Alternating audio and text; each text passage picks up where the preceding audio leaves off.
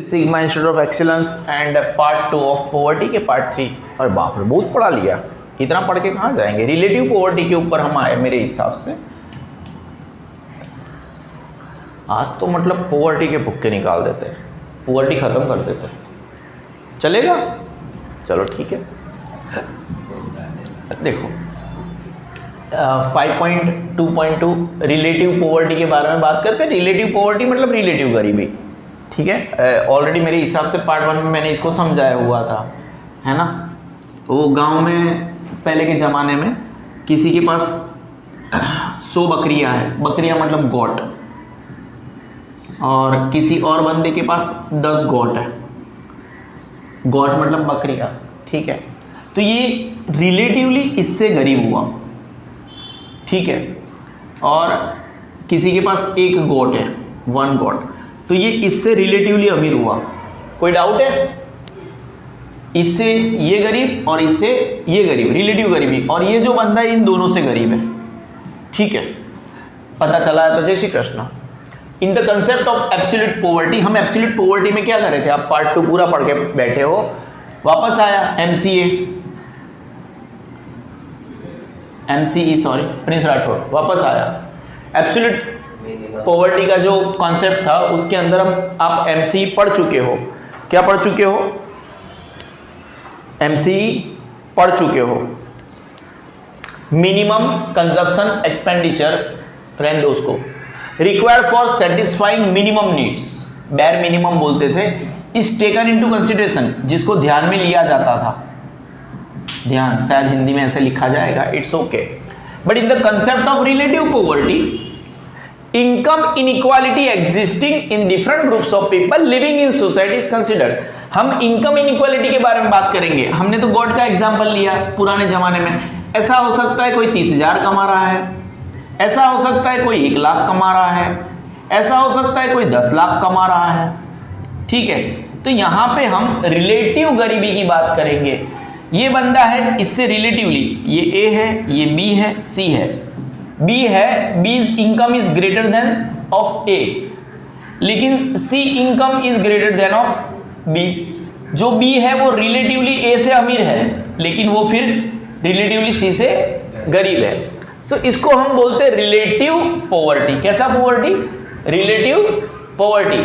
Commonly in every economy income disparity, कोई भी अर्थतंत्र हो उसके अंदर आवक की असमानता है रहती है। Is seen in that case lower income class is considered relatively poor than that of higher income class. वो रिलेटिवली पुअर है। जैसे हमने बोला B is greater than A and C is greater than B, तो यहां पे A relatively B से पुअर है और B रिलेटिवली पुअर C से है। वापस पढ़ते हैं। इन the concept of absolute poverty, the minimum consumption expenditure required for satisfying minimum needs is taken into consideration. But in the concept of relative poverty, income inequality existing, income inequality existing in different groups of people living in society is considered. Income inequality है, आवक की असमानताएं है ना। अड़ोस पड़ोस में भी आवक की असमानताएं रहती है। कॉमनली सामान्य तरीके से इन एवरी इकोनॉमी इनकम आवक की असमानता is seen in that case lower, और अगर ऐसा है income disparity is seen and in that case lower income class is considered relatively poor than the higher income class. थोड़ा सा हल्का सा ग्रामेटिकल इश्यू है, बट चलता है, आप अपने आप से सेट कर लेना। टू स्टडी रिलेटिव पॉवर्टी, अगर आप रिलेटिव पॉवर्टी को स्टडी करना चाहते हो, समाज is divided into different income groups, बराबर है। जैसे lower income group, middle income group और higher income group, LIG, MIG, HIG। अगर आपको रिलेटिव पॉवर्टी को समझना है तो सोसाइटी को, समाज को आपको डिफरेंट इनकम ग्रुप्स के अंदर बांटना पड़ेगा। And unequal distribution of income studies. आपको एक बात बता दूं, जैसे ही हम थोड़ा यहाँ पे आपके पास, हम 51 नंबर के पेज पे है, 51 नंबर पे पेज पे आपको सिर्फ लिखा गया है Lawrence curve and Guinea coefficients, ठीक है। अब देखो हम थोड़ा ऊपर जाते हैं, पेज के अंत तक जाते हैं पेज क्या, चैप्टर की बात कर रहे हैं।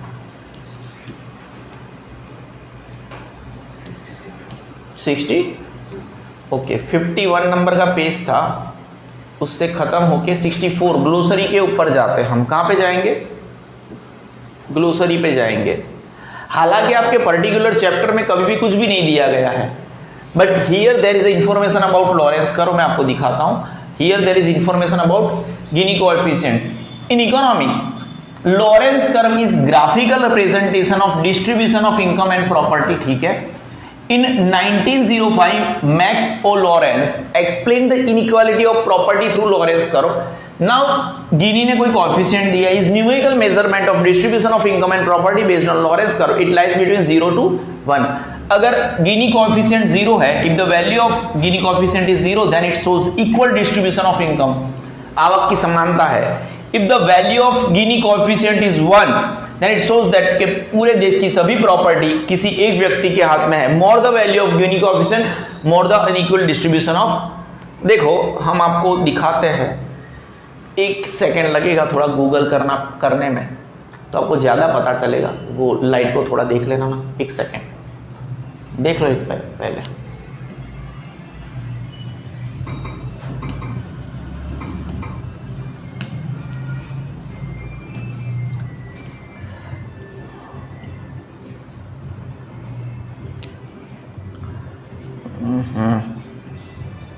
ये भाई साहब तो पूरा पीडीएफ लेके आ गए। इसको मैं नहीं दिखा सकता क्योंकि ये किसी पर्टिकुलर ट्यूशन का है, नहीं कर सकते। फटाफट रिटर्न हो जा, कोई केस कर देगा अपने ऊपर। ठीक है, उसका नाम आया नहीं है तो हम यूज़ कर सकते इसको। This is what we can call, ऐसे 90 डिग्री है, ये एक लॉरेंस कर्व है। ठीक है। Gini coefficient which is derived from the Lorenz curve can be used as an indicator for economic development in the country. The Gini coefficient measures the degree of income. जो वहां पे लिखा था, the Gini coefficient can vary from 0 perfect equality to perfect inequality. A Gini coefficient of 0 means that everyone has the same income, while the coefficient of 1 और बीच में रहता है 0 से 1 में। जितना उसका वैल्यू उतनी, जितना 1 के नजदीक है उतनी अनइक्वालिटी ज्यादा, जितना 0 के नजदीक है उतनी इक्वालिटी ज्यादा। ठीक है, दो ही पेज का। This is what we can call, मतलब ऐसे परफेक्ट इक्वालिटी है। ऊपर से समझाता हूं, इसको ज्यादा पढ़ने की जरूरत नहीं है। ये जो कर्व है बेसिकली, इस कर्व को ही हम, यही लॉरेंस का कर्व है। ठीक है, ये जैसे सीधे जा रहा है, इसको हम क्या बोलते हैं, परफेक्ट इक्वालिटी। और ये जो कर्व है ये बीच में, और इसी के निर्भर गिनी कोएफिशिएंट, इसी के ऊपर से गिनी ने अपना कोएफिशिएंट दिया। ठीक है, इसके ऊपर डिटेल स्टडी बनता नहीं है क्योंकि हमारे कोर्स का ये हिस्सा नहीं है। जस्ट ग्लोसरी में कि आपको लॉरेंस कर्व और गिनी कोएफिशिएंट दे दिया गया है, तो उसके बारे में थोड़ा बहुत इंफॉर्मेशन देना था। तो मेरा भी रिस्पॉन्सिबिलिटी बनता है कि मैं भी आपको थोड़ा बहुत इंफॉर्मेशन दे दूं। क्या मैं आगे बढ़ूं? आपको पता चला, देखो लॉरेंस कर्व ये है, उसके ऊपर निर्भर करता है, उसी के ऊपर से न्यूमेरिकल वैल्यू दे रहा है गिनी कोएफिशिएंट। सीरियसली हम आगे बढ़ सकते हैं क्या? इससे ज्यादा हमें पढ़ने की जरूरत नहीं है। और आपको बहुत ज्यादा पढ़ना है तो आप हम रिपीट कर लेते हैं इसको। इन economics Lorenz curve is graphical representation of distribution of income and property. दूसरी बार पढ़ लिया। ये कर्व उसने कब दिया? 1905 में मैक्स और Lawrence explain the inequality of property through Lawrence curve. वो बीच में से 45 डिग्री जाएगा तो एकदम परफेक्ट इक्वालिटी है। 45 डिग्री निकला ना लाइन, तो कैसे जाएगा? परफेक्ट इक्वालिटी है। यानी अगर हम गिनी कोएफिशिएंट की बात करें तो आंसर आपका 0 आएगा। ठीक है, Gini coefficient is numerical measurement of the distribution of income and property based on Lawrence curve. It lies between 0 to 1. If the value of Gini coefficient is 0, then it shows equal distribution of income. If value Gini coefficient is 1, then it shows the whole property belong to one person. More the value of Gini coefficient, more the unequal distribution. ठीक है, इतना आपको जानना था। ये जो कब से पर कैपिटा कंजप्शन एक्सपेंडिचर आ रहा है, ये सब आप यहाँ पे पढ़ सकते हो। पर लेवल प्रोडक्टिविटी वैसे हम जब भी थ्रू होंगे देख लेंगे। 60, हमें तो 51 तक जाना है। आ गया बेटा 51? अभी तक तो नहीं। और ये बाप रे, और 5 पेज और 2 page. Yes, here we are. ठीक है, मुझे पता है हमने एक पैराग्राफ ऑलमोस्ट किया था, बट थोड़ा थोड़ा नॉलेज लेने के बाद जब वापस पढ़ते हैं ना तो हमारा नॉलेज कुछ ज़्यादा बढ़ जाता है, हमें चीज़ों के बारे में अरे यार ज़्यादा पता चलता है। Can we move on? ठीक है। In the concept of absolute poverty, the minimum consumption expenditure MCE required for satisfying minimum needs, bare minimum बोलता रहता था, is taken into consideration. But in the concept of relative poverty, आप relative poverty की अगर बात करना चाहते हो तो income inequality existing in different groups of the society is considered commonly. यहां पे कंसिडरेशन लिया है तो यहां पे भी कंसिडरेशन ही लेना पड़ेगा। Commonly in every economy income disparity is seen in that case, सामान्य तरीके से हर एक कोई भी इकोनॉमी में, एवरी इकोनॉमी में इनकम डिस्पैरिटी दिखती है, और in that case lower income class is considered relatively poor than the higher income class. To study relative poverty society is divided into different groups. हमने बोला MIG middle income group, LIG lower income group, HIG higher, and unequal distribution of income is studied. Relative poverty exhibits क्या दर्शाता है ये? The level of income inequality among the different. ये अगर आपको दर्शाना है, इनइक्वालिटी दर्शाना है, तो then you have a Gini coefficient. कोई डाउट है आपको? अब ये आप हम पढ़ सकते हैं कि relative poverty exhibits the level of income inequality among the different. आप कैसे स्टडी कर सकते हो इसको? There is a Lorenz curve और उसके ऊपर से एक गिनी कोएफिशिएंट बनाया गया है, उससे आपको पता चलता है कितनी इनइक्वालिटी एग्जिस्ट करती है। आप ऐसे देश कंट्री टू कंट्री भी कंपेयर कर सकते हो कि कितनी इनइक्वालिटी एग्जिस्ट करती है। हमने तो सिर्फ 3 ग्रुप की बात करी थी, यहाँ पे तो 5-5 ग्रुप बना दिए। It is argued in contest of India, Bharat के बारे में आर्ग्यूमेंट किया जाता है कि as a rapid developing economy, Bharat की इकोनॉमी कैसी है? रैपिडली डेवलप हो रही है। Instead of studying the concept of poverty and poverty line, यानी एब्सोल्यूट पॉवर्टी की बात कर रही है, इसकी जगह आपको रिलेटिव पॉवर्टी या तो unequal distribution of incomes consider करना चाहिए, स्टडी करना चाहिए।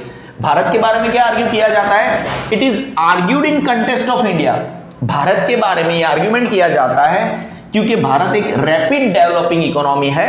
Instead of studying the concept of poverty and poverty line, इसका मतलब एब्सोल्यूट पॉवर्टी की बात कर रहे हैं, हमें क्या स्टडी करना चाहिए? रिलेटिव पॉवर्टी और unequal distribution of income should be studied, considered. यहां पे आप चेंज कर सकते हो कुछ भी, very good. The concept of relative poverty can be studied with the help of hypothetical example. इस वर्ड को मैंने पहले भी यूज किया था। What is the meaning of hypothetical example? Imaginary example है। For example, a nation's population is divided on the basis of 5 income groups. ये hypothetical study है। जैसे कि आपने टेबल 5.3 बनाया, आप ये अपना भी बना सकते हो क्योंकि ये हाइपोथेटिकल एग्जाम्पल इनकम ग्रुप है, ग्रुप 1 2 3 4 5। ग्रुप 1 में इनकम है 0 to 3000। यहाँ पे ही भी नहीं बताया, इतना हाइपोथेटिकल है कि ईयरली इनकम दर्शाया है या मंथली इनकम बताया है। 3 to 30,000 to 1 lakh, 1 lakh to 3 lakh, 3 lakh to 10 lakh, 10 lakh and above. वैसे ऐसे ग्रुप मंथली इनकम के हो सकते हैं, उसमें कोई दो राय है नहीं। इसी को आपने नीचे लिख दिया। आप वापस देखो, इस पर्टिकुलर पैराग्राफ में हम ढंग से दिखा देते हैं। इसी चीज को वापस नीचे लिख दिया। नंबर्स, इकोनॉमिक्स अगर आप नंबर्स कर लो तो पूरा चैप्टर आपका हो जाता है, क्योंकि वो नंबर्स ही नंबर लिखने होते हैं आपको, ठीक है। In the above example, the class in group 2 has more income than the class income of group 1, easily explained. दिख रहा है ना? तो ये रिलेटिवली, इनसे रिलेटिवली अमीर है। कोई डाउट है? It can be said that the people in group 1 are relatively poor. मैंने जो बोला उसका उल्टा। But the people of group 2 has lower income than the group people in 2, 3, 4, 5. Hence, people of group 2 are relatively poorer than the group 3, 4, 5. कोई doubt है? नहीं है। To measure relative poverty or income inequality, generally formation of income group, Lorentz curve and Gini coefficients are useful. Can we move on? हमने already इसके ऊपर पहले से थोड़ा बहुत चर्चा कर लिया है। Now देखो, आपको इस चैप्टर में इंडिकेटर्स ऑफ पॉवर्टी पढ़ने हैं। क्या पढ़ना है? जैसे चैप्टर्स बड़ा लग रहा है आपको, बट मैं थोड़ा आपको ऊपर लेके जाता हूं। हमने causes of poverty, indicators of poverty, ये रहा है। इंडिकेटर्स ऑफ पॉवर्टी पढ़ना है। ध्यान से देखना मैं क्या समझाऊंगा। अभी का हमारा मुद्दा है, मुझे नहीं पता हम आज के दिन में कितने कवर कर पाएंगे। हमें क्या पढ़ना है, इंडिकेटर्स ऑफ पॉवर्टी पढ़ना है। हम इस मुद्दे पे आए हैं, थोड़ा भी ऊपर भी बता दो आपको। हमने अगर आप देखो तो मीनिंग ऑफ पॉवर्टी देखा, नेचर ऑफ पॉवर्टी में एब्सोल्यूट पॉवर्टी, फिर पॉवर्टी लाइन देखा, रिलेटिव पॉवर्टी खत्म हो गया। अब इंडिकेटर्स ऑफ पॉवर्टी पढ़ेंगे। अगर इफ एट ऑल आज की तारीख में सब खत्म हो जाए तो it will be a great achievement of hours. Low per capita house hold, जिसके अंदर हाउस होल्ड कंजप्शन एक्सपेंडिचर पहला इंडिकेटर है। Level of mall nutrition 5.3.2, 5.3 point, ये मेन मुद्दा है। उसके बाद में 1, 2, 3, 4, 5, 6, 7 and 11 life expectancy and infant mortality rate. तो ये जो जितने भी मुद्दे अभी आएंगे 11 तक, हाई रेट ऑफ अनएम्प्लॉयमेंट, ये सभी है इंडिकेटर्स ऑफ पॉवर्टी। मतलब ये सब गरीबी दर्शाते हैं। अगर ये सब चीजें हैं, मेडिकल फैसिलिटीज कम है, ड्रिंकिंग वाटर नहीं मिल रहा है, पूरा बुरा मिल रहा है, प्रोविजन ऑफ टॉयलेट्स नहीं है। अब देखो हमारे देश में अच्छे से, पहले तो गंदे टॉयलेट, अगर कहीं पे पब्लिक टॉयलेट है तो उधर उसके आजू बाजू से जा रहे हो तो मतलब वॉमिट हो जाएगी, ठीक है, एनी इश्यूज, ठीक है।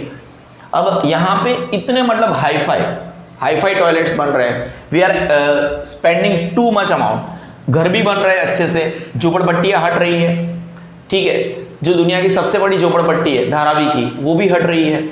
मुंबई की बात कर रहे हैं हम, इलेक्ट्रिसिटी कंजम्पशन की बात कर रहे हैं, एजुकेशन की बात कर रहे हैं। अगर एजुकेशन कम है तो वो भी पॉवर्टी का एक इंडिकेटर है, ठीक है। Unequal distribution of income and property, high rate of unemployment. हमने पढ़ने हैं 11 इंडिकेटर्स ऑफ पॉवर्टी। उसमें सबसे पहले 5.3.1 low per capita household consumption expenditure की हम बात करेंगे। तो आपको फंडा पता चल गया हमें क्या पढ़ना है, तो हमारा फंडा सेट हो गया है, तो हम आगे पढ़ सकते हैं। कोई डाउट है? नहीं है। हमें क्या पढ़ना है, इंडिकेटर्स ऑफ पॉवर्टी। देखते कितना लंबा चलता है। ओके, अब तो आपको स्टडी में दिक्कत नहीं होनी चाहिए।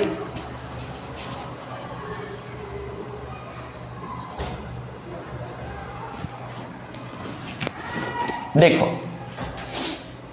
इंडिकेटर्स ऑफ पॉवर्टी के बारे में हम बात करेंगे, हम पढ़ेंगे, हम तो पढ़ेंगे। The level of poverty and their components are called its indicators. गरीबी का लेवल, और वो दर्शाते क्या दर्शाते, गरीबी किस लेवल किस हद तक दर्शाते हैं, उसी को उसको इंडिकेटर्स बोलेंगे। In our country various factors showing poverty are known as indicators. क्या क्या गरीबी दर्शाता है, जैसे फटे हुए कपड़े पहनते हैं डेली, तो उसके कपड़ों से पता चलता है कि वो गरीब है। बच्चे पढ़ने नहीं जा रहे हैं, पता चलता है वो गरीब है। लाइफ एक्सपेक्टेंसी कम है, पता चलता है वो गरीब है ना। किसी पर्टिकुलर एरिया में लोग 20 साल की उम्र में मर जाते हैं तो उस एरिया में गरीबी ज्यादा है, वो दर्शाते हैं। मेडिकल फैसिलिटीज नहीं मिल रहे, वो गरीबी दर्शाते हैं। पर capita household consumption expenditure वो कम है, हाउस होल्ड कंजप्शन है, वो तगड़ा पॉइंट है। बच्चे हल्का सा कंफ्यूजन में आ जाते हैं, हम उसको मुद्दे पे आ जाते हैं। देखो, ये हाउस होल्ड कंजप्शन मतलब ड्यूरेबल गुड्स की बात करेंगे। ड्यूरेबल गुड्स जैसे फ्रीज है। अब देखो, जो लोग गरीब है, जैसे झोपड़पट्टी में रहते हैं, वो लोग क्या ड्यूरेबल गुड्स को परचेस करेंगे? नहीं करेंगे, इतना परचेस नहीं होगा उनका, तो वो गरीब है।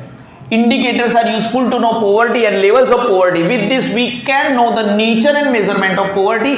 The indicators of poverty are as follows. इस मुद्दे के ऊपर मेरे को भाषण देके टाइम वेस्ट नहीं करता है, क्योंकि इसके अंदर जो मुद्दे उसके ऊपर हमें बहुत बहुत बहुत ही भाषण देना है और उसको याद करने की कोशिश करना है। अगेन, ये बहुत इजी पोर्शन है, आपकी बुक के 3 या 4 पेज ही कवर करता है, ठीक है।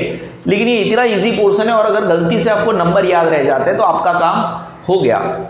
एक टेबल बनाना है और टेबल के बारे में नीचे वापस लिखना है।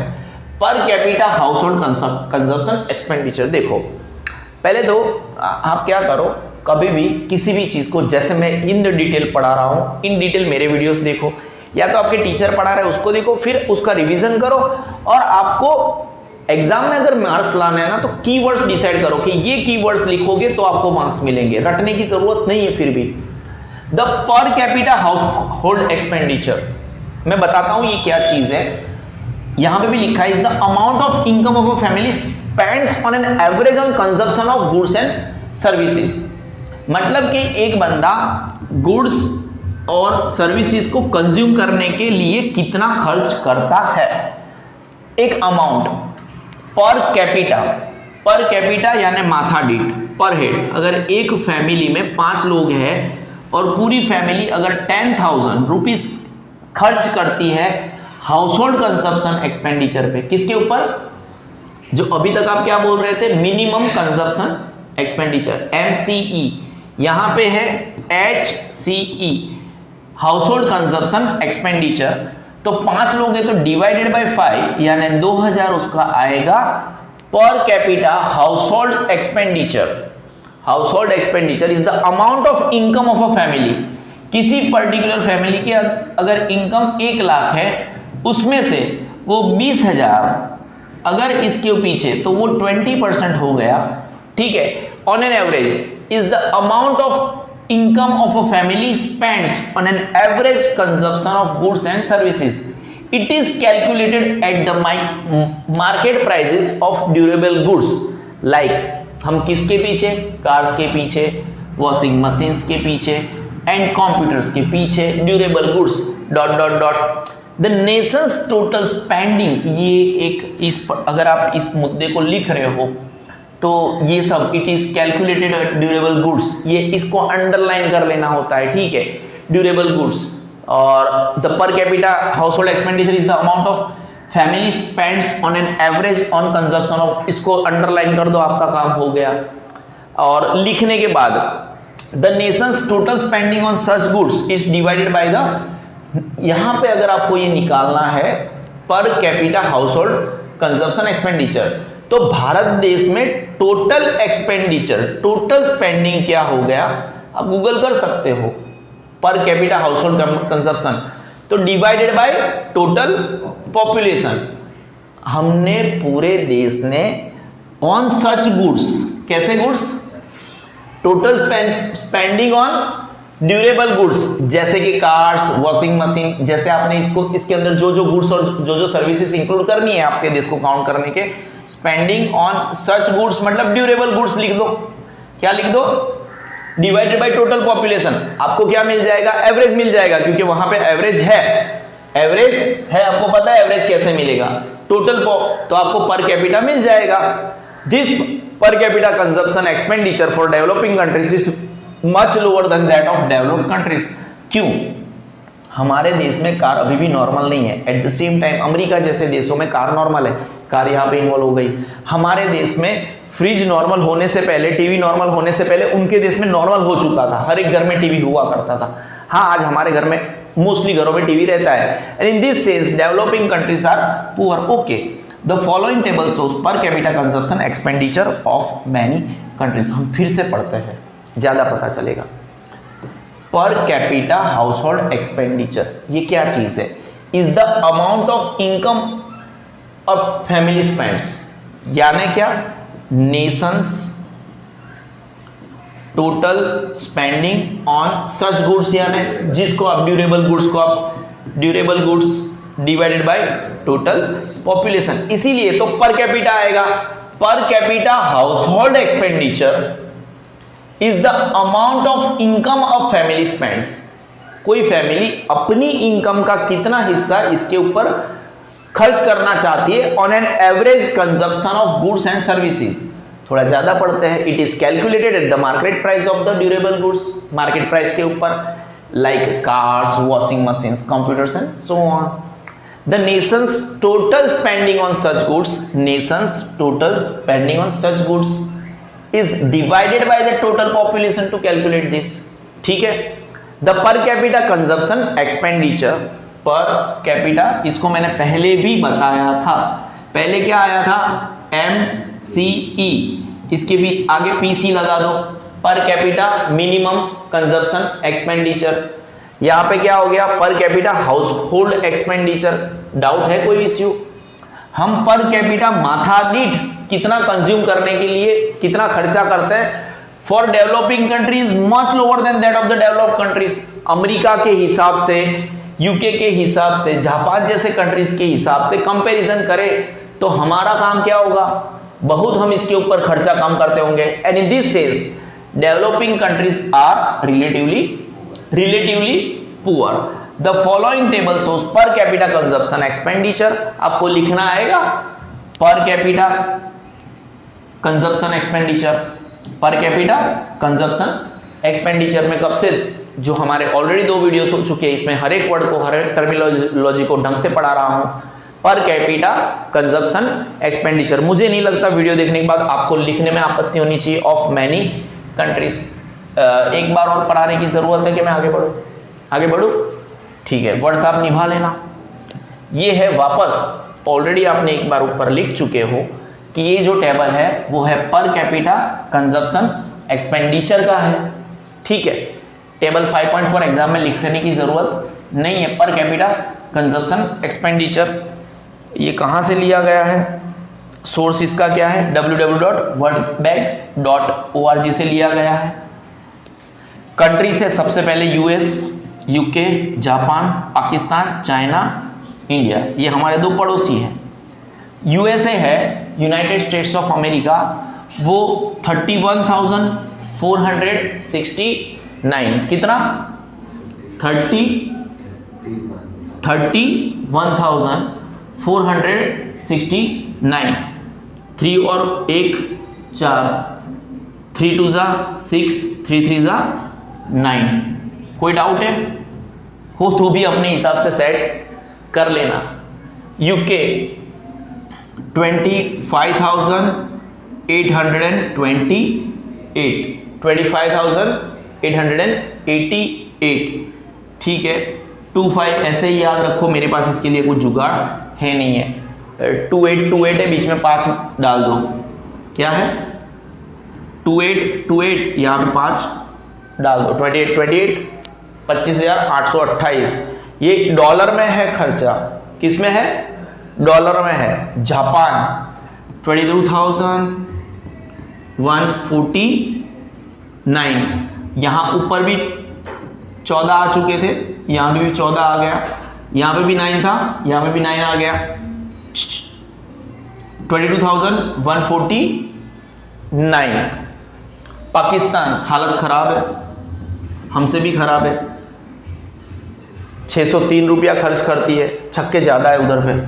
कोई डाउट है कितना, 603, कोई डाउट है नहीं है। चाइना 1420, चोर है ना, यानी 14 को हम 14 बोलते हैं ना, चोर। और 420 लोग, ऐसे चाइना के लोग कैसे होते हैं, 420, नंबर ही 420, कैसे, एक नंबर 420। तो वो लोग कितना खर्चा करते हैं, 1420। और हम तो परफेक्ट काम करते हैं, 25 दिखना चाहिए। 725 रुपया डॉलर है ये, 725 डॉलर हम खर्च करते हैं। हमारे पास बहुत टाइम है, ठीक है। ये देखो वापस टेबल, मेरे हिसाब से इस, वैसे ये डिजिट्स को याद रखना मुश्किल होता है, मल्टीपल टाइम प्रैक्टिस करना होता है, तभी जाके ये चैप्टर, और ये टेबल याद रह जाए तो चैप्टर तो कैसा हो गया, ब्रेड एंड बटर हो गया। यूएस में इधर पे ब्रो 31,400, 3 और 1 3 9, उसके नीचे 2828 था, कैसा था 2828, बीच में 5 उसके, और ये यूएस था, ये भी याद रखना है, ये यूनाइटेड किंगडम था। जापान में क्या था बेटा, अच्छा 22,149, यहाँ पे 2 को रिपीट कर दो यहाँ से। कोई डाउट है, ऊपर से ही डिजिट मिल गई हमें, कोई डाउट है। अच्छा, गरीब पाकिस्तान, छक्कों की संख्या कैसी है, ज्यादा है, 603 पाकिस्तान। फिर पाकिस्तान को भी नहीं बोलोगे, चाइना को भी नहीं बोलोगे, 420 लोग ज्यादा रहते हैं, वो भी नंबर ही। और भारत को भूल जाए तो फिर आपको भारत में नहीं देना चाहिए, इंडिया। याद रहेगा आपको, सीरियसली, ठीक है। देखो नंबर्स याद करा रहा है सिग्मा सर आपको, और तो क्या चाहिए आपको, अभिमानी हूं, ठीक है, आवाज से छलकता है, याद रहेंगे आपको। इससे पहले नंबर्स याद करना मुश्किल था, अब तो यही लिखना है ना, और क्या चाहिए। According to the above information, ऊपर जो इंफॉर्मेशन दी गई है, on the basis of base year price of, ये वापस बेस ईयर, ठीक है, ले लिया 2005।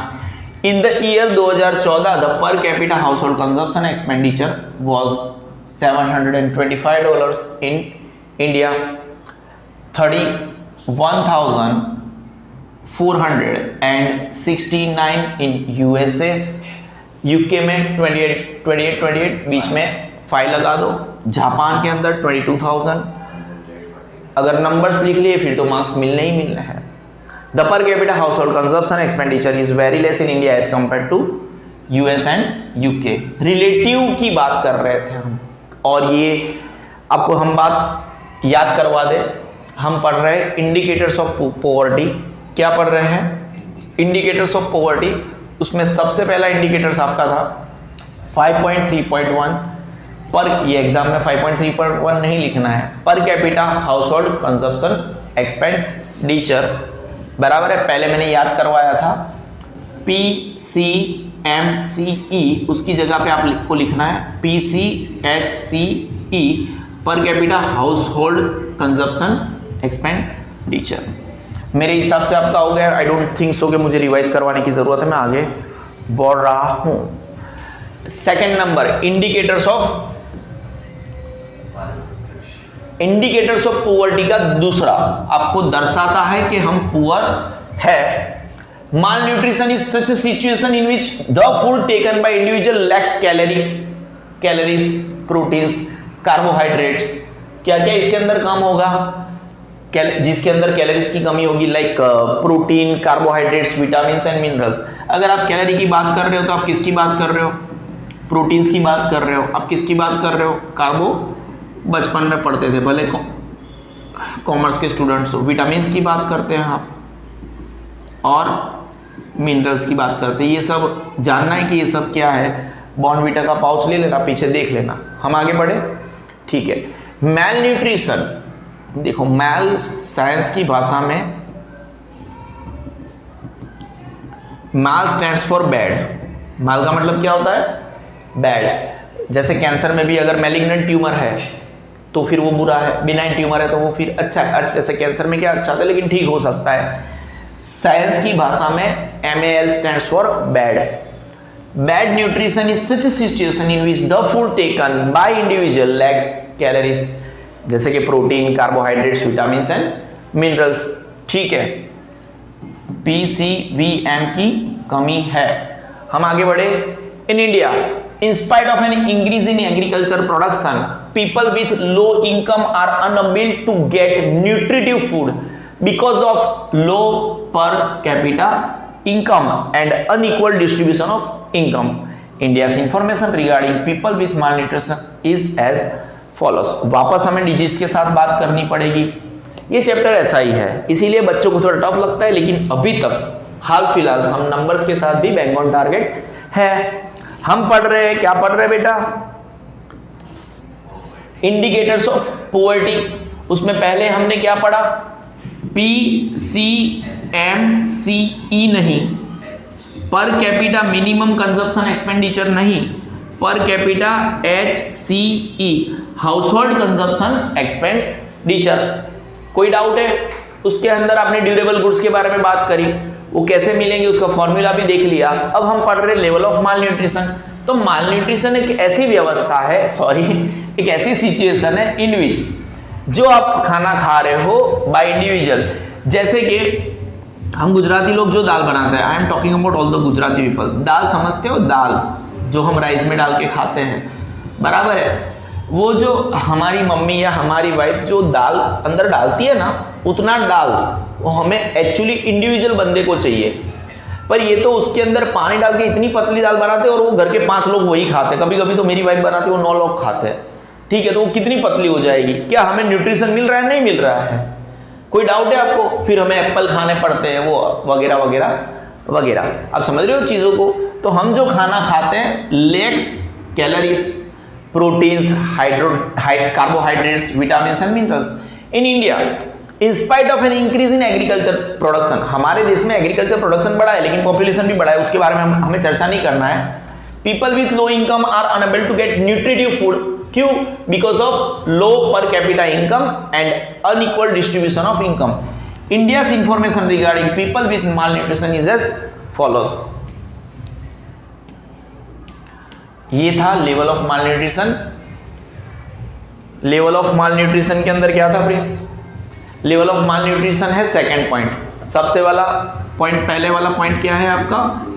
इंडिकेटर्स ऑफ पॉवर्टी में, इंडिकेटर्स ऑफ पॉवर्टी का सबसे वाला पहला वाला पॉइंट क्या?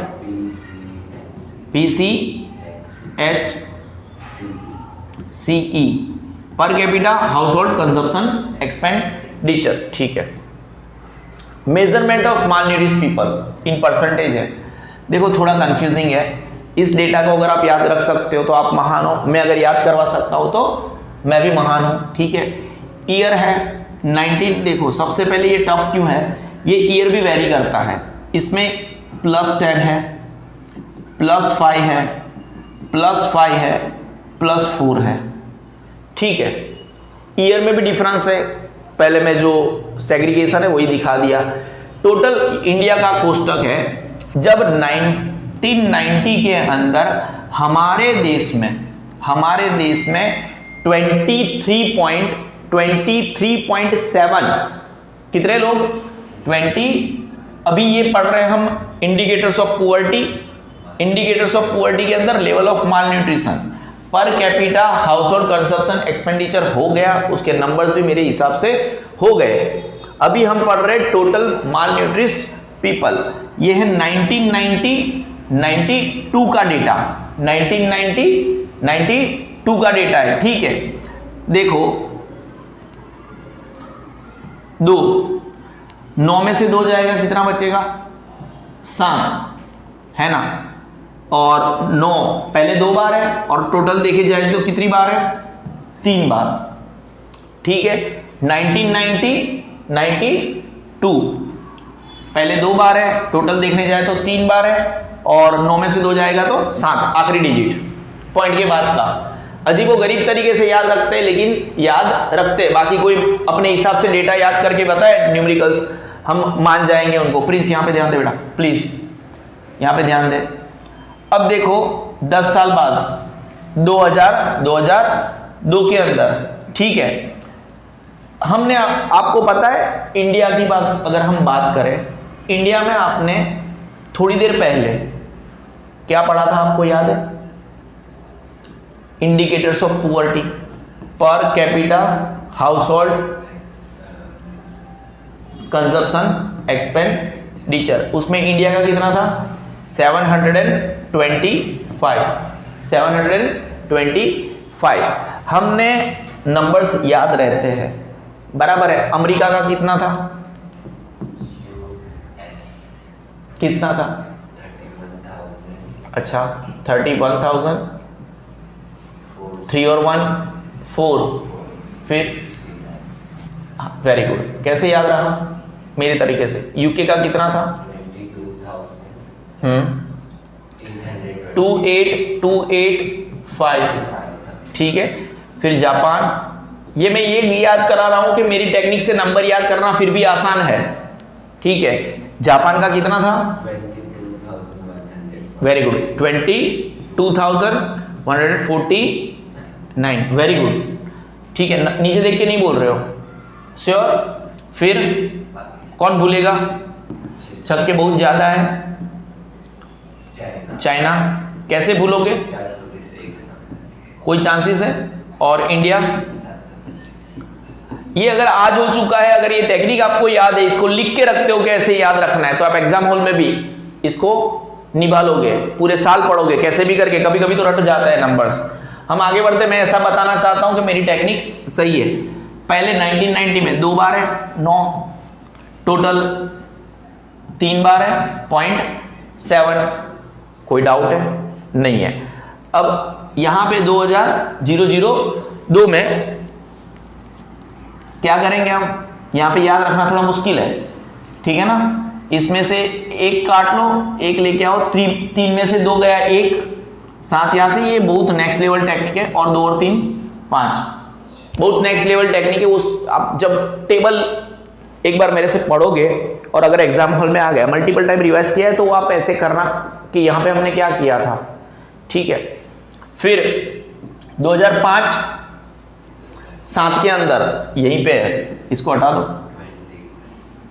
20.5। कोई डाउट है? नहीं है, हो रहा है, ठीक है।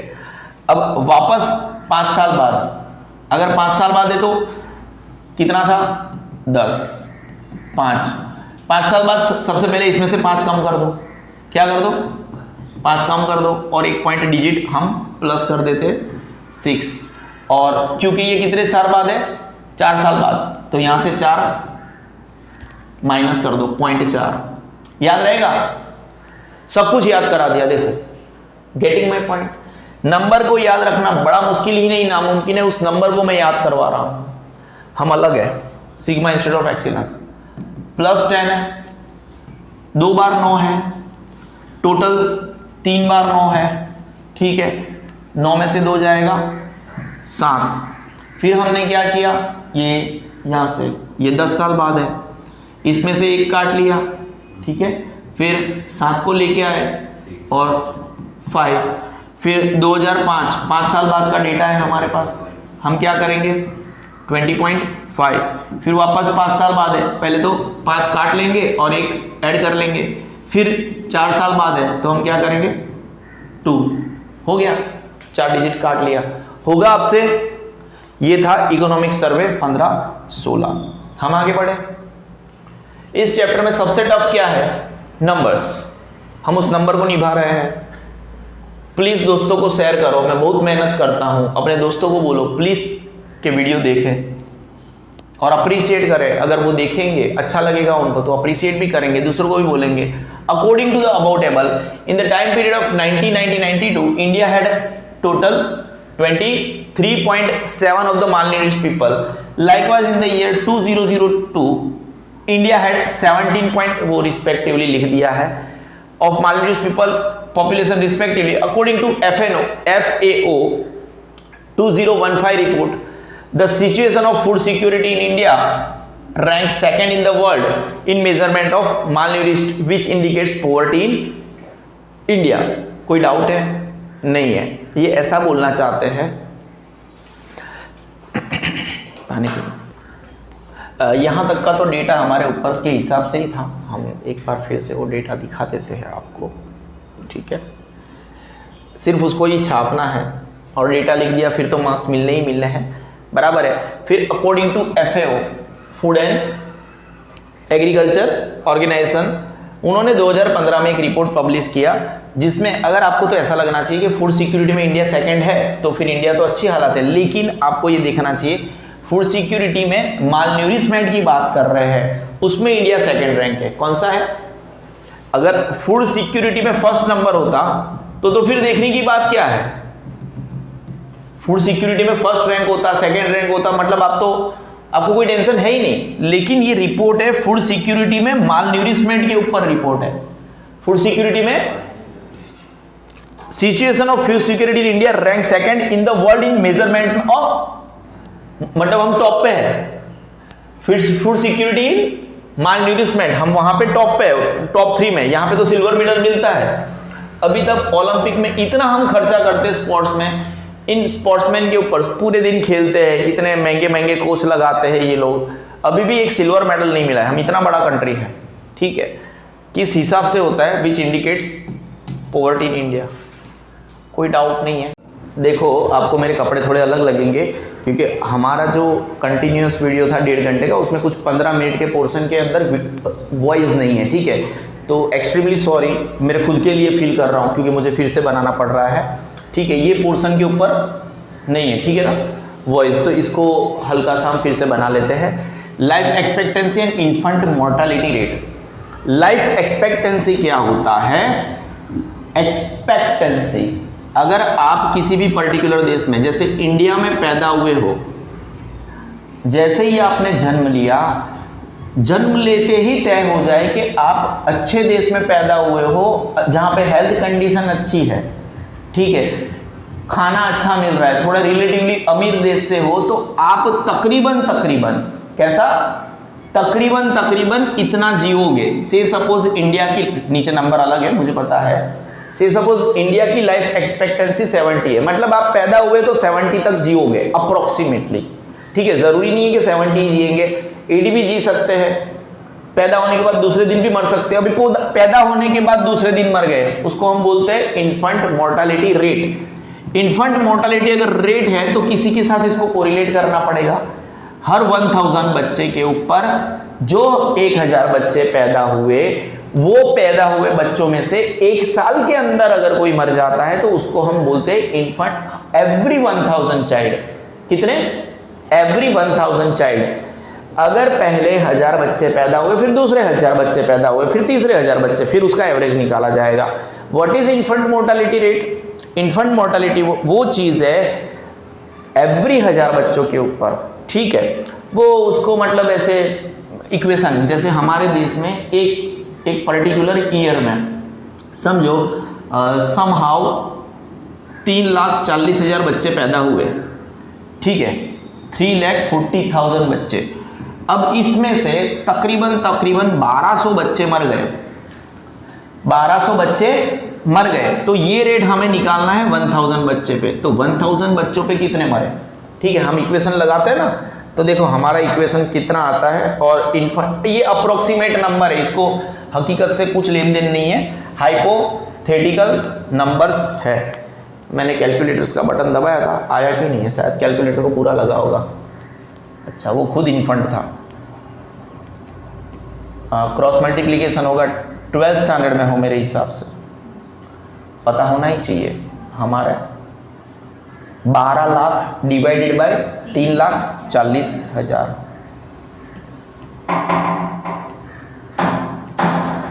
3.52, यानी तकरीबन 3.5 बच्चे मर जाते। इसको राउंड ऑफ करना पड़ता है, 3.5 नहीं मरते, 4%। ऐसे मैं बताना चाहता हूं वो कैसे आता है। इन्फेंट मोर्टालिटी रेट हम 1000 बच्चों पे काउंट करते हैं, तो हमने एग्जांपल भी दे दिया, रफ एग्जांपल, हाइपोथेटिकल एग्जांपल कि इन्फेंट मोर्टालिटी रेट कैसे निकलता है। 1 साल के दौरान इंडिया में जितने बच्चे पैदा हुए उसमें से इतने मरे 1 साल के अंदर में, बच्चे की बात, एक with in life span of 1 year. Life span क्या होता है अब ये भी समझा देते हैं। जैसे आज कोई बच्चा पैदा हुआ, आज कौन सी तारीख है बेटा? 13 अगस्त, 13 अगस्त, ठीक है।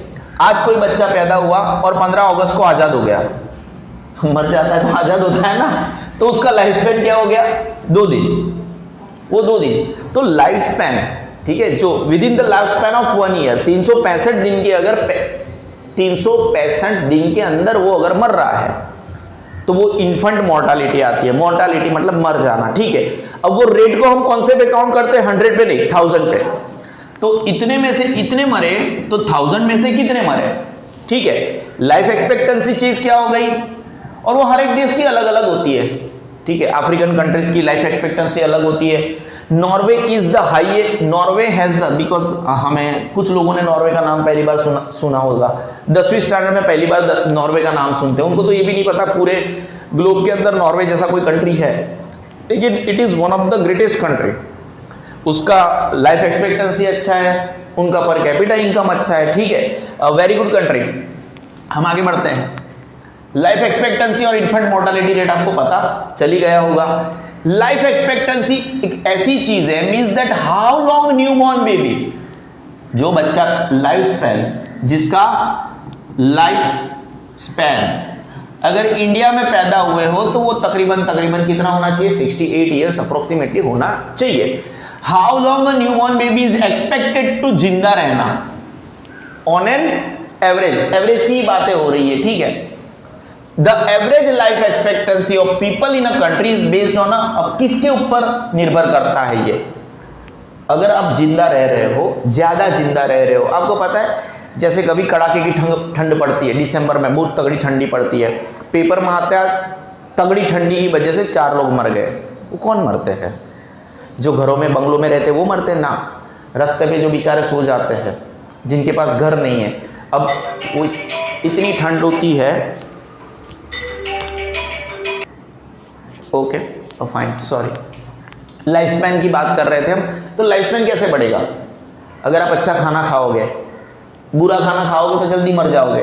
अफ्रीकन एक कंट्री में तो आपको पता है ना, मैंने ऑलरेडी एक बार बता के रखा है, वो मच्छर की टिकिया खाते हैं।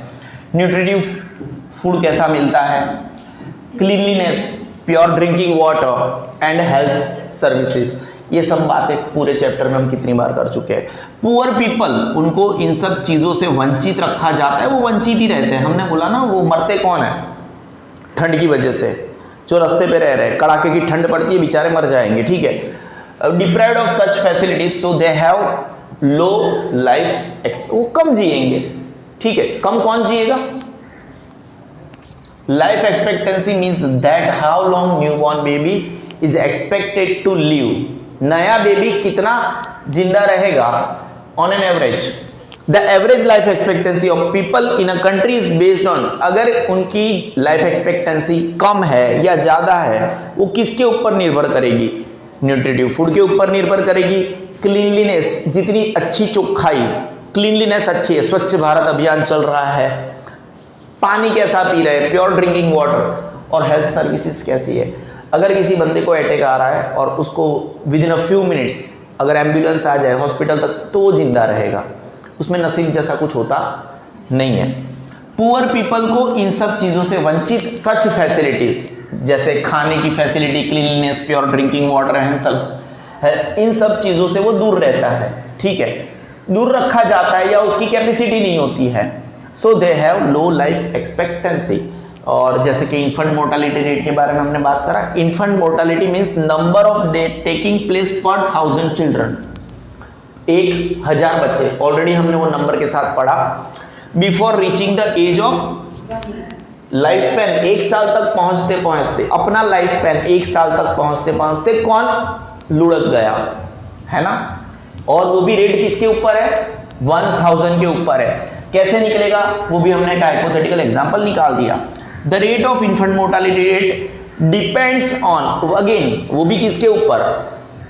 Availability of health services, mummy का एजुकेशन, क्योंकि मम्मी अगर अनएजुकेटेड है, ठीक है, कैसा होता है कभी कभी, जैसे हमारे एक फैमिली में हुआ था, मम्मी कपड़े धो रही है, मेरी फैमिली की बात नहीं कर रहा हूँ, मेरी इंडिविजुअल फैमिली की, फैमिली मेंबर्स होता है ना, जैसे डिस्टेंट फैमिली मेंबर्स होते हैं, मम्मी कपड़े धो रही है, वहाँ पे वो पानी की टंकी है, बच्चा खेलते खेलते पानी की टंकी में गिर गया, ठीक है।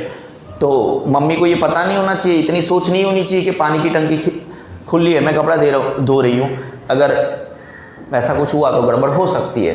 तो एजुकेटेड मदर सब सोच के, जितने भी एजुकेटेड लोग होते हैं ना, वो हमेशा कॉज एंड इफेक्ट, मतलब ऐसा होगा तो ऐसा होगा, ऐसे सोचते हैं हम। अनएजुकेटेड लोग ज़्यादा सोचते नहीं हैं, they used to have a low thinking power. Vaccination की तो देना पड़ेगा ना, among children and nutrition of food. देखो ऊपर से 2 चीज़ें तो नीचे आई गई है, न्यूट्रिशन, लाइफ से न्यूट्रिशन को लेना देना है, और बच्चों को, बच्चा क्योंकि इन्फेंट मोर्टालिटी रेट है, जैसे सर आपने अभी इन्फेंट 1 साल की बात करी, तो 1 साल का बच्चा थोड़ी चलना, देखो 7 या 8 महीने के बाद मे बी पॉसिबल वो बेबी स्टेप्स लेना शुरू कर लेता है, वो नहीं ऐसे ऐसे रगड़ रगड़ के चलता है, ठीक है। और कभी कभी मम्मी का ध्यान नहीं होता है, उसने मुंह में कुछ डाल दिया, आप समझ रहे हो, आजू बाजू में ऐसी चीज़ें रख दी उसके, जो वो निकल जाएगा तो मर जाएगा। तो there are so many things, ठीक है। और कभी भी चीज़ों को, जैसे हम पढ़ाते होते हैं, हमें बहुत कुछ पता होता है, एटलीस्ट बूढ़ा इंसान हूँ, 65 प्लस हूँ मैं, वो तो यंग लगता हूँ, इट्स ओके। तो हमें सब पता होता है कि हम क्या बोल रहे होते हैं, उसको रिजिड तरीके से लेके नीचे कमेंट में कुछ लिखना ही है कि सर ये आप क्या बोल रहे हो, it's okay. Infant mortality is also an indicator of poverty in respect to poor health services. अगर इन्फेंट मोर्टालिटी रेट ज़्यादा है, हर 1000 बच्चे के ऊपर अगर 4 या 5 बच्चे मरते, 40 बच्चे मरते, तो हेल्थ सर्विसेज क्वेश्चनेबल है। Are you getting? ठीक है। देखो हम यहाँ पे 2 पैराग्राफ पढ़े, एक पैराग्राफ आपका लाइफ एक्सपेक्टेंसी के ऊपर है, एक पैराग्राफ आपका इन्फेंट मोर्टालिटी रेट पे है। लाइफ एक्सपेक्टेंसी क्या चीज़ है भाई? That how long newborn baby is expected to live on an average. The average life expectancy of people in a country is based on 4 चीज, nutritive food, NCP, pure drinking water, and H, NCPH. And poor people are deprived of such facilities. कौन सी facilities? NCPH. so they have low life expectancy. Infant mortality means number of death taking place per 1000 children born before reaching the age of 1 year. कोई doubt है? The rate of infant mortality rate depends on ये जो NCPH है उसमें से दो चीज यहाँ पे आ गई, अवेलेबिलिटी ऑफ हेल्थ सर्विसेज और वो न्यूट्रिशन ऑफ फूड के अंदर, फिर यहाँ पे मम्मी का एजुकेशन आ गया इन एडिशन, और वैक्सीनेशन अमंग चिल्ड्रन ये भी आ गया, ठीक है। Infant mortality is also an indicator of poverty in respect to poor health services. अब अलग अलग देशों की एक ही चार्ट के अंदर सोर्स क्या है, compiled data from HDR human development report का ये डेटा है 2015 इकोनॉमिक सर्वे 2015-16 एंड www.dataworldbank.org के ऊपर भी आपको ये डेटा मिल जाएगा। Life expectancy and infant mortality rate 2014 का ये डेटा है लाइफ एक्सपेक्टेंसी का। इन्फेंट मोर्टालिटी रेट है वो आपको पता है, इन्फेंट मोर्टालिटी रेट पर 1000 होता है, ठीक है। तो यहाँ पे नहीं लिखा है लाइफ एक्सपेक्टेंसी, यहाँ पे मेंशन किया है इन ईयर्स है। किसमें है? अगर आप नॉर्वे में पैदा हुए हो तो आपका लाइफ एक्सपेक्टेंसी 81.6 है, USA में पैदा हुए हो तो लाइफ एक्सपेक्टेंसी 79.1 है, श्रीलंका जैसे देश में पैदा हुए तो आपका लाइफ एक्सपेक्टेंसी 74.9 है, और चाइना जैसे देश में पैदा हुए तो आपका लाइफ एक्सपेक्टेंसी 75.8 है, और इंडिया का तो 68 है, ठीक है। इंडिया में इन्फेंट मोर्टालिटी रेट 39 है। इसका मतलब अगर परसेंटेज की बात करें तो हमारे इन्फेंट मोर्टालिटी रेट 4% है, 3.9%। हर 100 में से 4 बच्चे मर जाते हैं। Are you getting? ठीक है। नॉर्वे में सिर्फ 1000 पे 2 ही बच्चे मरते हैं, अमेरिका में 6, श्रीलंका में 9, चाइना में 10, ठीक है, और इंडिया में 39, 81.6, ठीक है। कितना? नॉर्वे के अंदर लाइफ एक्सपेक्टेंसी है 81.6, ठीक है। परफेक्ट 2.5 माइनस करो, कितना? परफेक्ट 2.5 माइनस करो 79.1 आएगा। कितना आएगा? परफेक्ट। और उसके बाद में इसमें से अगर 2.5 माइनस इसमें से किया है तो इसका दुगना कितना होगा? परफेक्ट 5 माइनस करो 74 होगा, 74 होगा, और इसके अंदर एक के अंदर 8 ऐड कर देना, 9 में से 1 कैसे भी करके इसको 9 कर देना। उसके बाद में यहाँ पे एक ऐड करो 75, और यहाँ पे जो 8 ऐड किया था वो 8 यहाँ पे लगा दो, और इंडिया का 68 आपको याद रहेगा, ठीक है। इंडिया के नंबर्स आपको याद रहेंगे 2, 6, 9, 10, 2, 6, 9, 10, ठीक है। 81.6 नॉर्वे का है, नॉर्वे के नीचे USA है। परफेक्ट आपको कितना माइनस करना है? 2.5 यहाँ पे माइनस करना है, इसमें से आपको कितना माइनस करना है? परफेक्ट 5, और यहाँ पे जो परफेक्ट 5 माइनस करने के बाद यूनिट प्लेस पे पॉइंट के बाद, वैसे पॉइंट के बाद है, यूनिट प्लेस में नहीं बोल सकता, सॉरी, इसके अंदर 8 ऐड करना है, और इसके अगर प्लस 8 किया तो ये 8 खुद यहाँ पे भी लगा दो, और ये इसके अंदर +1 कर दो, ठीक है। 75 और इंडिया का 68। कोई डाउट है? नहीं है। थोड़ा बहुत देखो, हर डिजिट को ऐसे याद रखना हल्का सा मुश्किल होता है, लेकिन थोड़ा हम कोरिलेट कर पाए तो हमारे बैक ऑफ माइंड चलता है, अच्छा वो ऐसा कुछ था, ठीक है।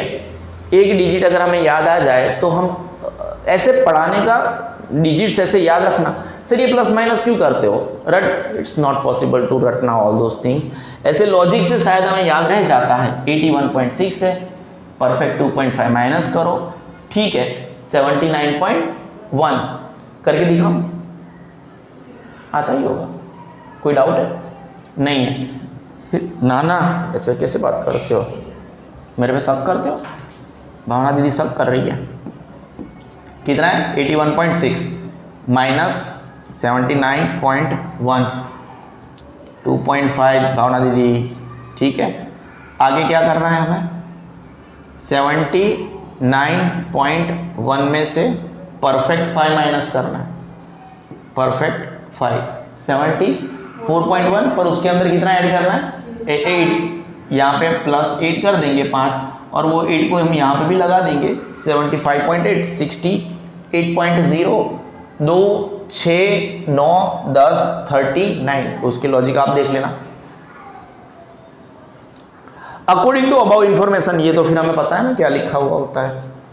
According to above information, Norway में सबसे कम लोग मरते हैं 2 लोग। अमेरिका में इन्फेंट मोर्टालिटी रेट 6 है, ठीक है। श्रीलंका में इन्फेंट मोर्टालिटी रेट 9 है। चाइना में इन्फेंट मोर्टालिटी रेट 10 है। 10 क्यों है पता है? तेंदुलकर वहाँ पे एक बार विजिट करके आया था, पता है आपको? तेंदुलकर, जानते हो सचिन तेंदुलकर को? तेंदुलकर, ऐसे तेंदुलकर के सरनेम 10 है ना, 10। तो एक बार सचिन तेंदुलकर जब से चाइना में जाके आया है तेंदुलकर, तब से वहाँ पे इन्फेंट मोर्टालिटी रेट क्या है? 10 है। कोई डाउट है? नहीं है। परफेक्ट, ठीक है। ये मतलब ऐसे एग्जाम में कुछ बोल रहे थे sir. Done. 10 infant mortality rate China में 10 क्यों है? तेंदुलकर जाके आया। According to above information, in Norway life expectancy is 81.6 years, in America 79.1 years, in Sri Lanka सब वही डिजिट्स है 74.9 ईयर्स, चाइना में 75.8 years, whereas in India it is 68.0 years, which is even less than China and Sri Lanka, my boy. In case of child mortality rate in Norway, 2 children die per 1,000. In America, 6. In Sri Lanka, 9. And in China, 10 Dulkar. Whereas in India, it is very, very high. It means India is very, very poor. Okay, guys. This is Sigma Institute of Excellence.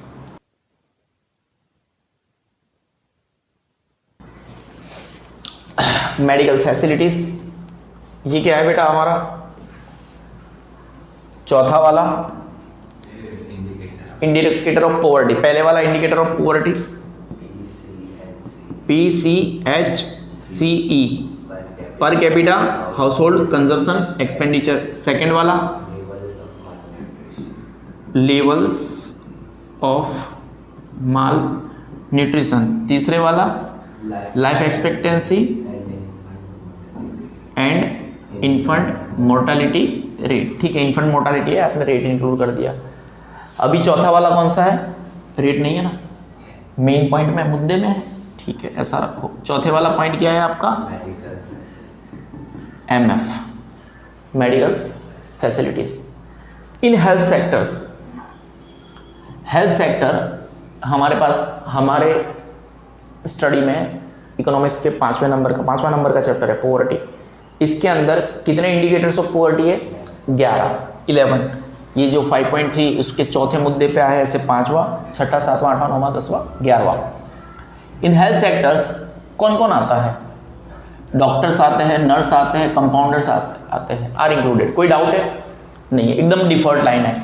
And there scarcity, हमारे देश में medical line में डॉक्टर्सों की कमी है।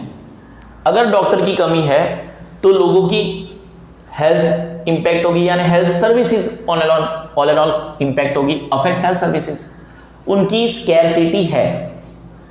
India as compare to other countries lacks medical services and doctors. हमारे देश में मेडिकल की सेवाओं की और डॉक्टर्सों की बड़ी कमी है। इन डेवलपिंग इकोनॉमिक्स, तो इसकी कमी होने के one of the main reason है कि डॉक्टरी करना हमारे देश में बड़ा महंगा है, बड़ा महंगा है। तो 11-12 साइंस लेना भी महंगा है। उनकी स्कूल की फीस, ट्यूशन की, चलो स्कूल की फीस तो समझ सकते हैं, लेकिन कोचिंग क्लासेस की फीस एज वेल एज उसके बाद में डॉक्टर परस्यू करना बड़ा टफ है। पढ़ तो ले बच्चा, अच्छे अच्छे बच्चे जो डिजर्व करते हैं डॉक्टर बनना, वो बच्चे कभी कभी कॉमर्स फील्ड लेते हैं। क्यों लेते हैं? बिकॉज मतलब इसके बारे में गवर्नमेंट को कुछ सोचना चाहिए। हालांकि हम पॉलिटिकल कमेंट्स नहीं करते, मुझे पढ़ाना है। In developing economies people get less medical services. क्यों? डॉक्टर्स की कमी है। We are developing, they often suffer from various बीमारीज as poor people do not get complete nutritive food. एकदम नॉर्मल सा लाइन है। अच्छा खाना मिलता नहीं है, इसलिए वो लोग काफी सारी बीमारी से जूझते रहते हैं। परिणाम स्वरूप there immunity is to low. अगर खाना कम खाएंगे तो इम्यूनिटी कैसी रहेगी? लो रहेगी। इम्यूनिटी समझते हो ना, बहुत कोरोना में सबको इम्यूनिटी पता चल गया। The country has less medical facilities, doctor की कमी है, मेडिकल फैसिलिटीज भी कम रहेगी। पीपल आर डिप्राइव्ड, वंचित, डिप्राइव्ड के बारे में मैंने क्या बताया, वंचित रहते हैं ऑफ सच सर्विसेज, मतलब कि उनको दूर रखा जाता है, वंचित रहना, उनको ये फैसिलिटीज नहीं मिलती है। As a result poverty is more, इसकी वजह से गरीबी रहती है। इसको गरीबी से क्या रहने देना, इसको गरीबी से, देखो कभी किसी गरीब फैमिली में उसके पापा मर गए, उसकी मम्मी मर गई, तो क्या उनकी फैमिली को इंपैक्ट नहीं करेगा, करेगा, तो वो हमेशा गरीबी रहेंगे।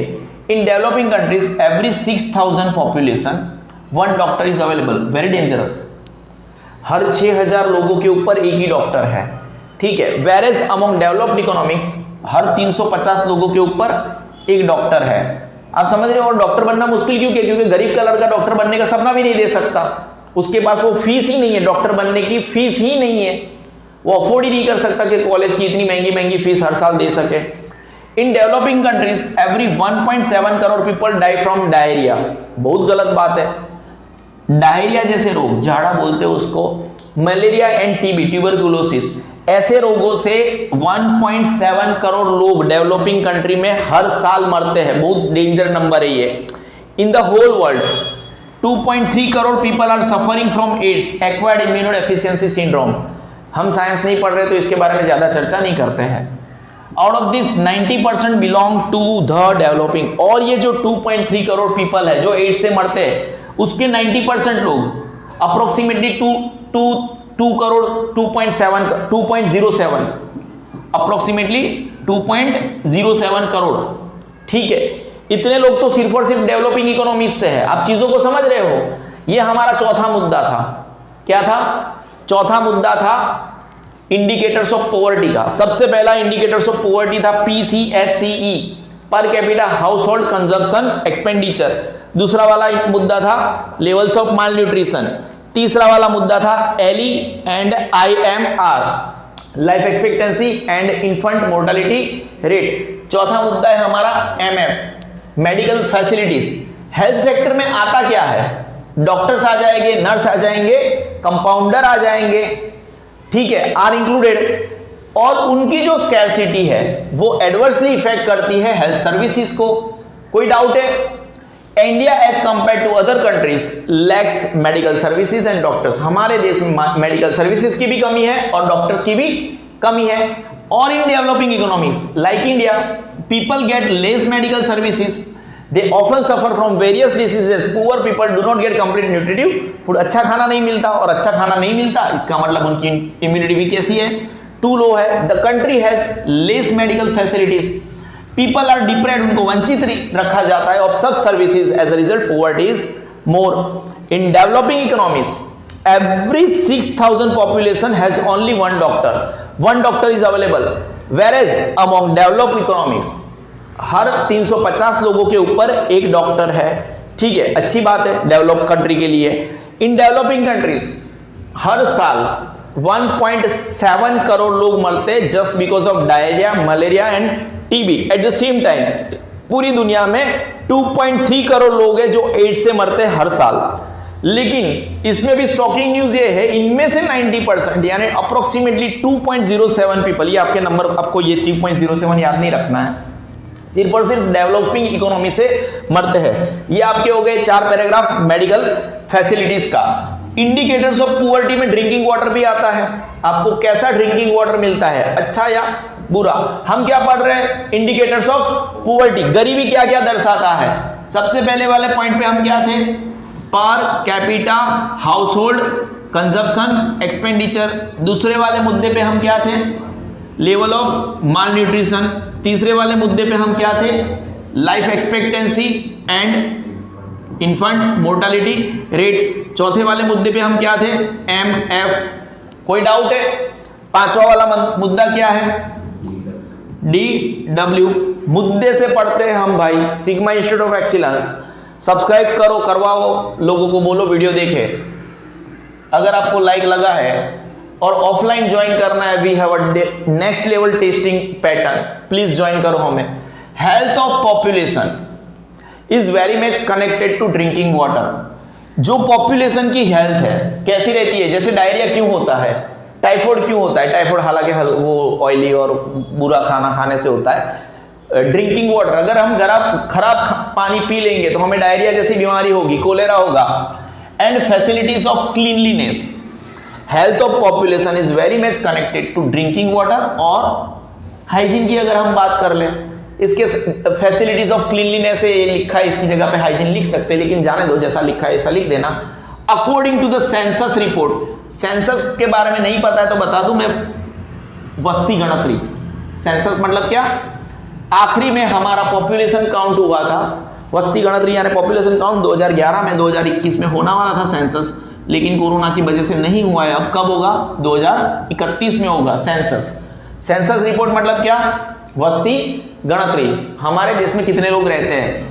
इन इंडिया 63.3% फैमिलीज, 63.3% फैमिलीज, 6 को 2 में डिवाइड कर दो, 3 families get pure drinking water through treated source. What do you mean by treated source? जैसे आपका पानी अगर एएमसी से आता है, गवर्नमेंट से, कॉर्पोरेशन से, तो वो जब नदी से पानी एक सोर्स पे आता है, वहां पे उसके ऊपर एक ट्रीटमेंट होता है, वाटर ट्रीटमेंट होता है, और आखिरी में वो क्लोरीनेटेड भी होता है। क्लोरीन को पसार करते हैं उसके अंदर। जैसे आपके घर में अगर डोड़ा पानी आता है, पानी का ऐसे कलर अलग है, तो उसके अंदर क्लोरीन की एक फटकड़ी डाल दो तो पानी क्या हो जाएगा? साफ हो जाएगा। अब अगर 10th स्टैंडर्ड में केमिस्ट्री अच्छे से पढ़े हो, एसिड्स बेसिस एंड सॉल्ट्स में, ठीक है ना, sigma sir is too good in science too, ठीक है, account, state, everything, I am champion. Sorry इतनी तारीफ करने के लिए खुद की। अच्छा, वाटर ट्रीटमेंट में आप एसिड बेसिस एंड सॉल्ट अच्छे से पढ़े हो, वहाँ पे एक one of the IMP question है कि क्लोरीन गैस का उपयोग क्या है, तो in treatment of water, even आप स्विमिंग पूल में भी उसका यूज करते हो क्लोरीन का, ठीक है, कोई डाउट है? नहीं है। तो वो ट्रीटमेंट से पसार होके सिर्फ और सिर्फ भारत में 63.3% लोगों को ही वो ट्रीटमेंट वाला पानी मिलता है, जिसके ऊपर वाटर ट्रीटमेंट हुई है। वाटर ट्रीटमेंट मतलब पता चला ना, 8.67% families get untreated tap water. नल में से जो पानी आता है ना, जिसके ऊपर ट्रीटमेंट हुआ ही नहीं है, ठीक है, हम प्लस करने की कोशिश करते हैं। क्या ये नंबर्स ठीक है? क्या सही में ये नंबर ठीक है? 63.3 उसके पीछे कुछ डिजिट हो सकता है, प्लस या तो राउंड ऑफ किया हो सकता है 8.67, ठीक है, प्लस 26, कुछ मिसिंग है। उस नंबर के बारे में हम हाल फिलहाल कमेंट नहीं कर सकते। कोई डाउट है? 2% मिसिंग है, वो कहां पे चला गया वो उनको ही पता, इन लोगों ने आधा डेटा क्यों दिया है। Are you understanding what I am trying to say? Got it? देखो ये लोग क्या बोलते हैं, इतने लोगों को pure drinking water through treated source मिलता है। 8.67% फैमिलीज को 8.67% फैमिलीज को गेट अनट्रीटेड टैप वाटर, ठीक है। अगर आपने ध्यान दिया 8.33, ठीक है, सॉरी 63.3 है वो, 63.3। अब 33 को 100 पूरा करने में 67 लगता है, ठीक है, तो 67 पॉइंट मतलब आगे 8 है, तो 8.60, बहुत अजीबोगरीब तरीके से याद करवाते हैं हम, ठीक है। पॉइंट अलग अलग जगह पे, वो भी याद रखना। 3 के आगे पॉइंट नहीं है, 63.3 है, लेकिन वो हमने याद करने के सोर्सेज के लिए अलग तरीके से कैलकुलेशन किया, और एकदम 26, कितना 26 perfect percent people get according to this book water from other sources such as well से निकालते हैं, हैंडपंप से निकालते हैं, ट्यूबवेल से निकालते हैं, स्प्रिंग रिवर से निकालते हैं, कैनाल से निकालते हैं। आपको जितने भी वो वाटर सोर्सेज रेजर्वियर के नाम याद आए डाल देना, well, handpump, tubewell, spring river, canal, pond, etcetera etcetera etcetera. In the absence of pure drinking water, polluted water, contaminated बोलते, चेपी बोलते, खराब पानी बोलते, increases the chances of having water borne diseases. कैसे डिसीजेस? वाटर बॉर्न डिसीजेस मतलब पानी की गंदगी की वजह से होने वाले डिसीजेस। कुछ लोग यहाँ पे ई नहीं लगाते, ई लगाना है बेटा, it is a water borne diseases, सही स्पेलिंग है। कोई डाउट है आपको? And hence make the problem of poverty more severe. 5.3.5 हमारे अभी तक के जो इंडिकेटर्स ऑफ पॉवर्टी है, ठीक है, इंडिकेटर्स ऑफ पॉवर्टी, हम ऑलरेडी 4 पढ़ के बैठे हैं, हम 5वें इंडिकेटर पे है। कौन सा है? Drinking water. Health of population is very much connected to drinking water. लोगों की हेल्थ सीधा का सीधा ड्रिंकिंग वाटर से कनेक्टेड है। एंड फैसिलिटीज ऑफ क्लीनलीनेस, कैसी फैसिलिटीज? अच्छा ही है, क्लीनलीनेस की फैसिलिटी है। क्या गवर्नमेंट के लोग साफ सफाई करने आते हैं? लोगों की हेल्थ किससे जुड़ी हुई है? ड्रिंकिंग वाटर और साफ सफाई होती है या नहीं होती है? Facilities of cleanliness according to census report 2011 in India 63.3% लोगों को प्योर ड्रिंकिंग वाटर मिलता है थ्रू ट्रीटेड सोर्स। 8.60% लोगों 67% लोगों को अनट्रीटेड टैप वाटर, नल में से ही अनट्रीटेड टैप वाटर मिलता है। कैसा? नल में से जो पानी आ रहा है वही अनट्रीटेड है। और 26% लोगों को पानी ऐसे सोर्सेज से मिलता है जो बहुत अलग अलग है, जहां से वो वेल से पानी निकालते हैं, हैंडपंप से निकालते हैं, ट्यूबवेल से निकालते हैं, स्प्रिंग रिवर से निकालते हैं, कैनाल से निकालते हैं, पॉन्ड से निकालते हैं। इन the absence of pure drinking water, polluted water, contaminated जो होता है, पॉल्यूटेड वाटर को कंटामिनेटेड वाटर भी बोलते हैं, increases the chances of having water borne diseases and has make problem of poverty more severe.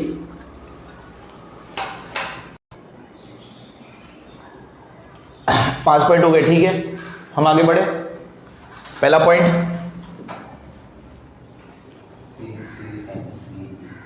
PCHCE, क्या बोलते हैं इसको? Per capita household consumption expenditure. दूसरा point level of malnutrition. तीसरा वाला पॉइंट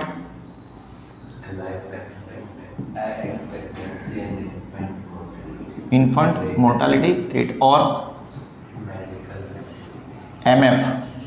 पांचवा वाला point drinking water DW। Provision of toilets, toilets के बारे में बात करते हैं 6ठे नंबर के पॉइंट के ऊपर। Toilets, provision of toilets, toilets की व्यवस्था कैसी है अकॉर्डिंग टू, वापस सेंसस रिपोर्ट, मुझे समझाने की जरूरत नहीं है सेंसस रिपोर्ट क्या था। 2011 में आया था, 2021 में आने वाला था, लेकिन अब 2031 में आएगा। In India 70% of total population lives in village. ये आज से 13 साल पहले की रिपोर्ट की बात है, 13 साल पहले के रिपोर्ट के वस्ती गणतंत्र के हिसाब से भारत की जो टोटल पॉपुलेशन है उसमें 70% लोग गांव में रहते हैं, ऐसा माना जाता था। They are more prone to waterborne and contagious disease, जो पानी से होते हैं, और कंटेजियस मतलब चेपी रोग। कैसे रोग? जो एक दूसरे के कांटेक्ट में आने से फैलते हैं। To save them from diseases cleanliness is very important and for that toilet facilities are must. इसीलिए आपको पता होना चाहिए 2014 में जब नरेंद्र मोदी प्राइम मिनिस्टर बने, उन्होंने एक स्वच्छ भारत अभियान के तहत टॉयलेट का बनाने का एक स्कीम स्टार्ट किया था। उसके तहत वो शायद पैसे भी देते थे, मुझे इतना ध्यान नहीं है, लेकिन ये जो भी डेटा है वो 2011 का है, उनके प्राइम मिनिस्टर बनने के पहले का है। ये classification of slum families with toilet facilities, ये स्लम फैमिलीज का है। It is not a total data of India, ये इंडिया का डेटा मतलब हर एक घर का डेटा नहीं है, ये डेटा है स्लम फैसिलिटीज का डेटा है। ये हमारे और आपके घर की बात नहीं हो रही है। स्लम मतलब झोपड़पट्टियां, जो स्लम एरियाज होता है, क्या उनके साथ टॉयलेट फैसिलिटीज होती है? टोटल फैमिलीज अगर 100% है, उसमें से टॉयलेट फैसिलिटी उनके घर में, जैसे स्लम झोपड़पट्टी जैसा एरिया होता है, क्या वो उनके वहां पे 60% टॉयलेट होते हैं। हाउसेस विदाउट टॉयलेट 100 में से 66 जाएगा, तो कितना बचेगा? 34% घरों में, जहां पे स्लम फैमिलीज की बात कर रहा है। आई रिपीट माई सेल्फ, ये पूरे इंडिया का हर एक घर का डेटा नहीं है, ये पूरे इंडिया का स्लम फैमिलीज का डेटा है, जो झुग्गियों में रहते हैं, झोपड़पट्टियों में रहते हैं। कोई डाउट है? नहीं है। हम आगे बढ़ते हैं, थोड़ा सा इसी टेबल को पढ़ना है, पहले उसको एक बार फिर से रिपीट कर लेते हैं, आपको याद रहे, आपको नहीं तो लगेगा भगा दिया हमने। 6ठे वाला पॉइंट है indicators of poverty, indicators of गरीबी के निर्देशक। According to the census report 2011 in India 70% of total population lives in villages They are more prone to waterborne and contagious diseases. To save them from diseases, cleanliness is very important. For that, toilet facilities are must. ठीक है.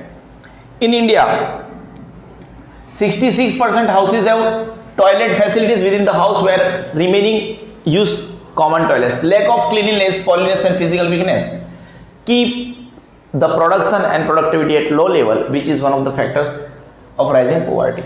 वो overall production भी नहीं बढ़ता है, लोग बीमार रहते हैं, प्रोडक्शन फैक्ट्रीज में जाते नहीं है, उनको पैसा नहीं मिलेगा, और वो भी एक गरीबी का एक कारण है. देखो वापस, lake of cleanliness and pollution and physical weakness keeps the production and productivity at low level. क्यों? वो लोग बीमार पड़ेंगे, ठीक है ना, टॉयलेट की वजह से, और उसकी वजह से वो जा नहीं पाएंगे. अगर जा नहीं पाएंगे तो फिर विच is one of the factors in rising poverty. हम आगे बढ़े, हाउसिंग, घर की बात करते हैं. 7वां पॉइंट है. क्या बात है? कौन सा पॉइंट? अभी हमारे सिर्फ 5 पॉइंट बाकी है. 7, 8, 9, 10, 11. जो पॉइंट हम पढ़े नहीं है उसके बारे में हम क्यों चर्चा करके, उसका नाम क्या था? पहले 6 हम पढ़ चुके हैं. 6ठे नंबर पे क्या था? Toilet, provisions of toilet. One of the indicator of poverty is also housing facilities, है ना. हमारी अब किन लोगों के पास कैसे कैसे घर है और नहीं है, और इट्स नेचर. हाउसिंग फैसिलिटी तो ठीक है, और लेकिन घर में रहते कैसे घर में रहते हैं? Developing countries, India is a developing country, lacks housing facilities. People live in कैसे कैसे? डर्टी हर्ट्समैन, हर्ट मतलब झुपड़िया, डर्टी हर्टमैन्स एंड स्लम्स, झुग्गियां. This is called measurement of existing poverty. इसी की वजह से पता चलता है कि भारत जैसे देश में गरीबी पारावार है. Housing is a primary need for human being. किसी की भी बंदे के लिए घर होना बहुत जरूरी है. Types of housing facilities decides, यहां पे ग्रामेटिकल एरर है, decides the level of poverty. जैसे घर में आप रहते हो उससे पता चलता है आपका पॉवर्टी का लेवल कैसा है. Construction of house, veranda, members in the house, tap in the house यानी नल का होना, ड्रेनेज गटर का होना, इलेक्ट्रिसिटी फैसिलिटी आपके घर में होना, and the percentage of houses with this facility decides the level of poverty. मतलब क्या, घर कैसा बना है, घर में वरांडा है, मेंबर्स घर में कितने हैं, घर में नल है कि नहीं है, गटर की फैसिलिटी है कि नहीं है, ड्रेनेज मतलब पानी वाली सिस्टम निकलना, इलेक्ट्रिसिटी फैसिलिटी है कि नहीं, इससे पता चलता है. और ऐसे घर कितने हैं, percentage of house with this facilities, ऐसे घर कितने हैं, इससे पता चलता है लेवल ऑफ पॉवर्टी कितना है. India lakhs houses with full facilities. ये जो ऊपर की जो फैसिलिटीज है उनके बारे में हम चर्चा करें तो ऐसे घरों की संख्या बड़ी कमी है. इन इंडिया ऐसा माना जाता है, नंबर्स के साथ बात कर रही है लोग, 60 crore people have dwellings which are dangerous for their health and risky for their lives. 60 crore लोग ऐसे घरों में रहते हैं जिनकी घर की हालत इतने खराब है, डेंजरस है, जो हेल्थ और जीवन दोनों के लिए रिस्की है. Most of the houses in India comprise of 1 room facility. और 1 रूम फैसिलिटी है तो फिर वो घरों की हालत कैसी होगी, और गरीबी तो पारावार होगी, which is one of the major measuring road for poverty. अगर सब लोग, बहुत सारे लोग 1 रूम के घर में रहते हैं तो वो गरीब ही हुआ, ठीक है, one of the measuring road of poverty. Housing के बारे में हम बात कर रहे हैं, वन ऑफ द 7 नंबर के ऊपर है इंडिकेटर्स ऑफ पॉवर्टी में, ठीक है ना. हम याद करवाते हैं ताकि आपको याद रह जाए. पर capita household consumption expenditure, दूसरे नंबर पे लेवल्स ऑफ माल न्यूट्रिशन, तीसरे नंबर पे life expectancy and infant mortality rate, चौथे नंबर पे एमएफ मेडिकल फैसिलिटीज, 5वें नंबर पे डीडब्ल्यू है ना, प्रोविजन ऑफ टॉयलेट, 7वें नंबर पे हाउसिंग. क्या हम आगे बढ़े? ठीक है, आगे मतलब हाउसिंग के ऊपर है 7वें number. One of the indicator of poverty is also housing facilities. हम पढ़ी वही रहे तो ये लाइन तो डिफॉल्ट है. वन ऑफ द इंडिकेटर्स, यहाँ पे एस लगा देना, और poverty is also housing facility. And उसका नेचर के बारे में भी हमें चर्चा करना है, कैसा घर है. 1 रूम घर है तो फिर मेजरिंग रोड है, पहला लाइन है उसको आखिरी लाइन से लेन देना है. Developing countries lake housing facilities, वापस डिफॉल्ट लाइन है. People live in dirty hutments and slums. This is called measurement of existing poverty. Housing is a primary need for human being. इंसानों के लिए घर होना सबसे ज्यादा जरूरी है. Types of housing facilities decides the level of poverty. वहां पे करेक्शन कर लेना. Construction of घर, veranda, members in the house, tap in the house, drainage, electricity facilities, etc. And the percentage of house with this particular facilities decides the level of poverty. अगर ऐसे घर कम है, मतलब इस फैसिलिटीज कम है, तो फिर आप गरीब हो.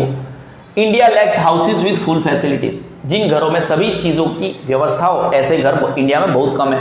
Most of the houses in India comprise of one room facility. वो खुद दर्शाता है कि इंडिया कितना गरीब है. Which is one of the measuring roots of poverty. हमारे साथ क्लियर हुए. हम इलेक्ट्रिसिटी कंजप्शन के बारे में बात करेंगे, जो हमारा 8वां मुद्दा है. हम डेड एंड के ऊपर बहुत जल्दी पहुंचने वाले हैं. जो इंडिकेटर्स ऑफ पोवर्टी हम पढ़ रहे हैं, उसके डेड एंड के ऊपर हम पहुंचने वाले हैं. कोई डाउट है? नहीं है. Electricity consumption. अगर इलेक्ट्रिसिटी क्यों चाहिए? अगर हमारा इलेक्ट्रिसिटी का कंजप्शन कम है, तो फिर हम प्रोग्रेस कैसे करेंगे? देखो, हम यहाँ पे वीडियो बना रहे हैं. अगर ये वीडियो बनाते बनाते इलेक्ट्रिसिटी चले जाएगी, आपको लगता है ये बोर्ड चलेगा? प्रोग्रेस नहीं होगा हमारा, है ना. आपकी पढ़ाई भी नहीं होगी. One of the major factors in the development of any country is electricity facility. आप ऐसे सोच के देखो, इलेक्ट्रिसिटी नहीं होगा तो आप क्या क्या नहीं कर पाओगे. To increase the production of country and quality of life. कोई भी मशीन इलेक्ट्रिसिटी चलता है. अगर इलेक्ट्रिसिटी नहीं हो तो प्रोडक्शन कैसे बढ़ेगा?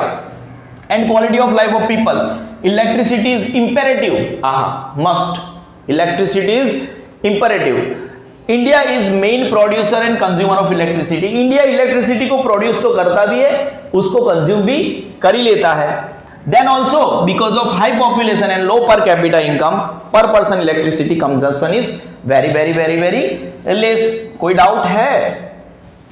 हम फिर भी एक बार पढ़ लेंगे, टेंशन न को करो. अरे पूरा एजुकेशन आ गया. Electricity consumption, one of the major factors in the development of any country is क्या है? Electric facility. To increase the production of country and quality of life of people, electricity is imperative. Electricity is imperative. India is the main producer and consumer of the electricity. हम खुद बनाते भी है और हम use भी कर लेते हैं. Then also India is a main producer and consumer of electricity. उसके अलावा फिर भी, क्योंकि हमारे पास पॉपुलेशन कितना है and low per capita income, सब लोग ऐसी कंज्यूम नहीं अफोर्ड नहीं कर सकते. Per person electricity consumption is very very. Are you getting the points? ठीक है, हम 8 पॉइंट पढ़े हैं. हमारे कितने पॉइंट बाकी है? 3 पॉइंट पढ़े हैं. ठीक है, 8 हो गए हैं. 9वें नंबर का मुद्दा है education according to the world bank. 8 मुद्दे आपको याद ही होंगे, हमने ऑलरेडी करवाए. हम 3 मुद्दे पे फोकस करके, बहुत बड़ा लंबा वाला वीडियो हो रहा है, फटाफट खत्म करते हैं. People in the age group of 15 years and above. अगर 15 साल से बड़े लोगों को अगर रीड करना आता है और लिखना आता है, तो फिर वो वर्ल्ड बैंक के हिसाब से पढ़े लिखे हैं, शिक्षित है, लिटरेट है. And the rest are illiterate. अशिक्षित है एंड दे आर, अगर इलिटरेट है तो they are very less chances कि वो लोग अमीर है.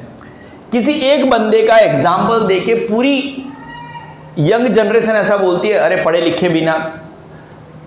बिना भी हम सक्सेसफुल हो सकते हैं. लेकिन उसका रेशियो क्या है? जब 1000 लोग नहीं पढ़ते हैं, उसमें से हार्डली एक बंदा आगे आता है. लेकिन पढ़े लिखे लोग तो आगे आने जाने का रेशियो है ही है. ठीक है.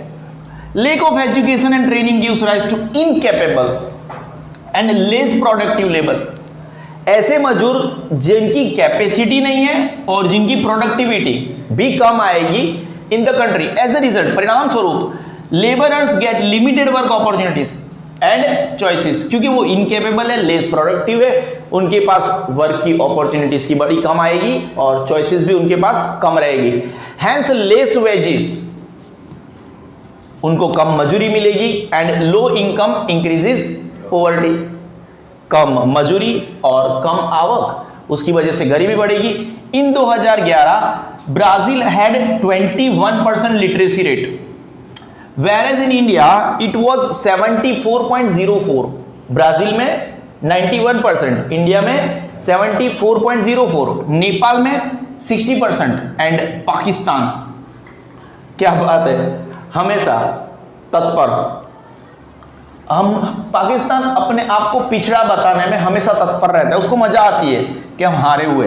We saw that in developing countries the literacy rate is comparatively very less, दूसरे से कंपैरेटिवली।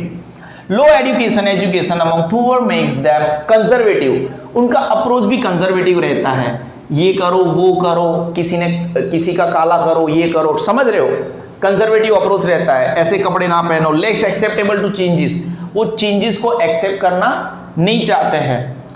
उसके बारे में हमें चर्चा नहीं करता है सोशल साइंस के बारे में। High rate of ignorance is a strong indicator of poverty, इनका इग्नोरेंस बहुत ज्यादा है, वो भी एक पॉवर्टी का रीजन है। फिर से रिपीट कर लेते हैं, एजुकेशन के बारे में चर्चा कर रहे थे।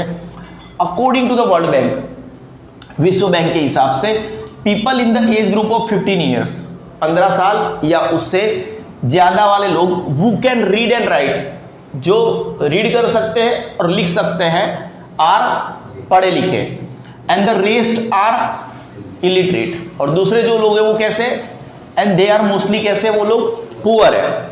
Lake of education and training, lack of education as well as lack of training gives rise to incapable and less productive labourers in the country. परिणाम स्वरूप ये जो लेबरर्स है उनको कम काम की अपॉर्चुनिटीज मिलेगी और चॉइसेस मिलेगी। इसका मतलब उनका मजूरी भी कम और इनकम भी कम, इसकी वजह से पॉवर्टी बढ़ेगी, इंडिकेटर ऑफ पॉवर्टी। 2011 में ब्राजील में 91% लिटरेसी था। हम 2011 से इसलिए कंपेयर कर रहे हैं क्योंकि हमारे पास 2011 का डेटा अवेलेबल है, तो हम दूसरे कंट्री को भी 2011 से ही कंपेयर करेंगे।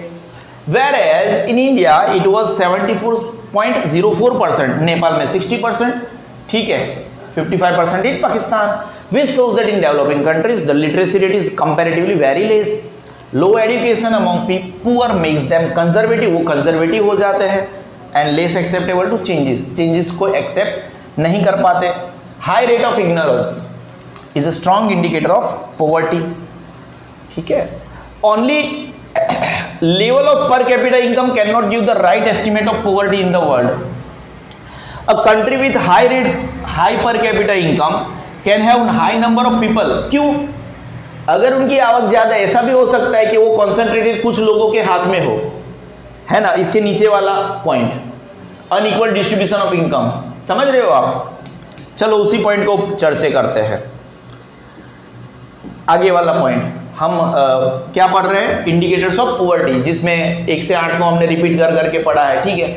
9वां नंबर का पॉइंट भी हो गया, unequal distribution of income and property. जब से भारत में इकोनॉमिक रिफॉर्म्स आए हैं, LPG, liberalisation, privatisation and globalisation, after 1991 economic reforms, economic growth and per capita income have increased sharply in India. Bharat में इकोनॉमिक ग्रोथ तो इंक्रीज हुआ ही है, प्लस पर कैपिटा इनकम भी बढ़ा है ना, शार्पली बढ़ा है in India.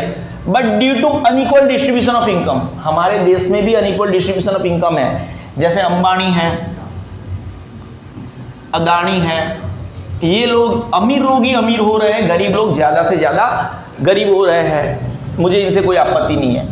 Larger reduction in poverty is not noticed. हमारे देश में इकोनॉमिक ग्रोथ और पर कैपिटा इनकम तो बढ़ा है, देश का विकास हुआ, फिर देश का जो टोटल आवक है उसको टोटल पॉपुलेशन से जब हम डिवाइड कर रहे हैं तो पर कैपिटा इनकम बढ़ रहा है, लेकिन गरीबी तो कम नहीं हुई। ऐसा क्यों हुआ? क्योंकि उसका जो लार्जर पोर्शन है वो कहां पे जा रहा है, अमीर लोगों को, कुछ लोगों के हाथ में। But due to unequal distribution of income, larger reduction in poverty is not noticed. With increase in income inequality, on one hand we see rich class people with high standard of living. अभी इसी chapter में शायद हमने चर्चा किया था, अंबानी ने इतना सारा खर्चा कर दिया अपनी बच्चे की शादी के पीछे, with high standard of living and enjoying good facilities, and on the other hand we find low income people living in slum, झोपड़ियों में, झुग्गियों में रहते हैं। deprived मतलब क्या? वंचित। Deprived of basic necessities like again रोटी कपड़ा और मकान, लेकिन यहाँ पे रोटी के साथ blah blah blah plus education health है। The table below shows actual income of top 1 part. उसका मतलब क्या, जो देश में 100 लोग रहते हैं उसमें टॉप के जो 1% अमीर लोग रहते हैं उनकी इनकम का कंट्रीब्यूशन पूरे देश की इनकम में, पूरे देश की इनकम में उनकी इनकम का, अगर देश में 100 लोग रहते हैं और देश का आवक 1000 करोड़ है, इसमें से कितना पोर्शन, इसका 12% यानी अप्रोक्सीमेटली 120 करोड़, तो 120 करोड़ तो ये लोग लेके बैठे हैं। ऐसे नंबर्स है नीचे अप्रोक्सीमेट। कोई डाउट है?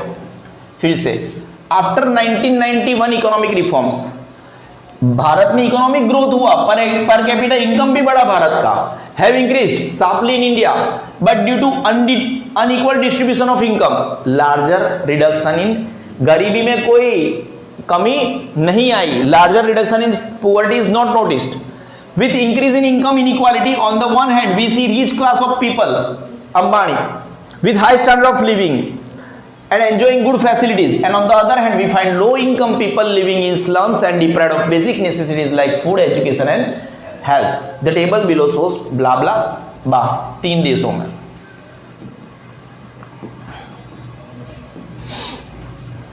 इकोनॉमिक सर्वे 15-16 का रिपोर्ट है, share of actual economic survey हुआ था, होता है हर देश में, US, UK, India.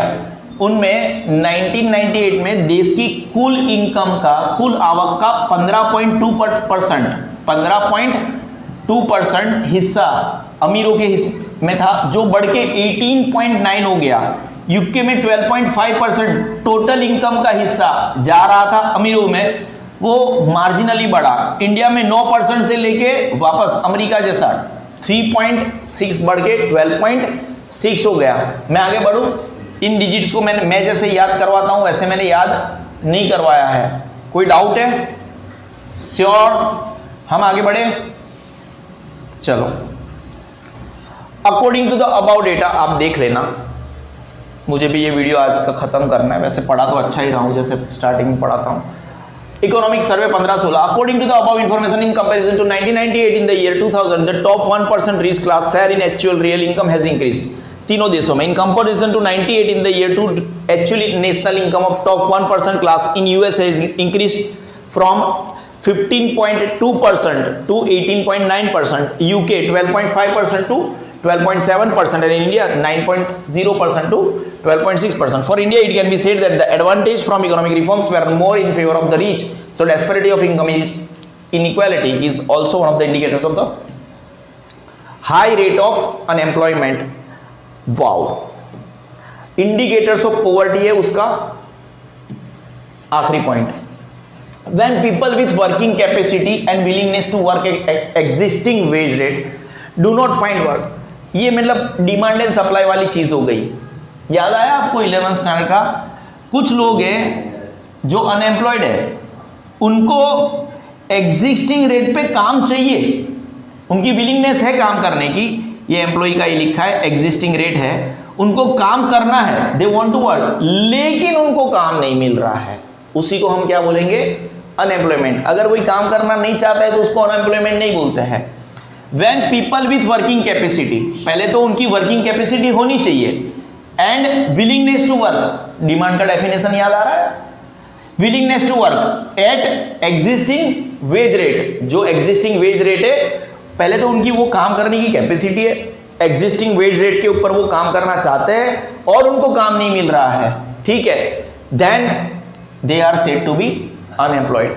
Low economic development and jobless growth after 1991 resulted in less development of employment opportunities in comparison to increasing supply of labor is the main reason of increasing unemployment.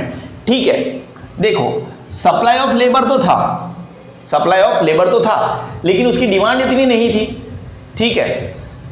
In situation of unemployment due to lack of income, a person cannot fulfill basic needs of his family. As a result, level of poverty remains high in India till 2011. The rate of unemployment remained around 9%. मतलब जो लोग काम करना चाहते हैं उसमें से हर 100 में से 9 लोगों को काम नहीं मिलता है, बहुत कम लिखा है, ये मैनिपुलेटेड फिगर है। According to the Labour Commission in year 13-14, the rate of unemployment among people 15 years मतलब जो 15 साल से बड़े हैं is 4.9. In rural areas this rate was 4.7 and in urban areas 5.5. ये सब ऑलरेडी नंबर्स में क्यों कमी है ऊपर नीचे वो पहले बता चुका हूँ. High rate of unemployment when people with working capacity, जिनकी काम करने की क्षमता है, जो काम करना चाहते भी है at existing wage rate, do not find work, they are said to be unemployed. Now मुद्दा क्या है? Low economic development, low economic development and jobless growth. कब? आफ्टर 1991. इसका परिणाम स्वरूप in less development of employment opportunities, इसकी वजह से एम्प्लॉयमेंट जो अपॉर्चुनिटीज होना चाहिए ऑलमोस्ट कम हुआ है. इन कंपैरिजन टू, किसके कंपैरिजन में? सप्लाई ज्यादा था, लेबर का सप्लाई क्या है? ज्यादा है, लेकिन एम्प्लॉयमेंट अपॉर्चुनिटीज यानी उनकी डिमांड कम है. Is the main reason of increase in unemployment. लिख लोगे? श्योर? फिर दूसरी बार पढ़ाऊं. In situation of unemployment due to lack of income, a person cannot fulfill basic needs of his family. As a result, level of poverty remains high in India. 2011 तक the level 9% था unemployment का rate. फिर आगे जाके numbers अपने आप को justify करने की कोशिश कर रहे हैं. ठीक है, हमने बहुत कुछ पढ़ा, हमारे पास कॉजेस ऑफ पॉवर्टी पढ़ना बाकी, हमने तगड़ा पढ़ा आज. मतलब समझो इतना पढ़ लिया जितना उम्मीद मुझे खुद को नहीं थी. सुबह से मतलब यही काम कर रहे हैं हम. हमने क्या पढ़ा पता है आपको? अभी भी हमें इस चैप्टर में कितना कॉजेस ऑफ पॉवर्टी पढ़ना बाकी है. ठीक है, मेजर्स टू रिड्यूस पॉवर्टी करना बाकी है, लेकिन हमने अच्छा काम किया है आज के दिन के लिए. One of the important chapter है, अगर मैं कोई गलती नहीं कर रहा हूँ तो. आपने यहाँ पे क्या पढ़ा? Low per capita household consumption, PCHCE पढ़ा. लेवल ऑफ माल न्यूट्रिशन दूसरे पे पढ़ा. लाइफ एक्सपेक्टेंसी एंड IMR दूसरे पे पढ़ा. चौथे पे मेडिकल फैसिलिटीज DW पांचवें पे. प्रोविजन ऑफ टॉयलेट PT छठे पे. हाउसिंग सातवें पे. इसी इलेक्ट्रिसिटी कंजप्शन आठवें पे.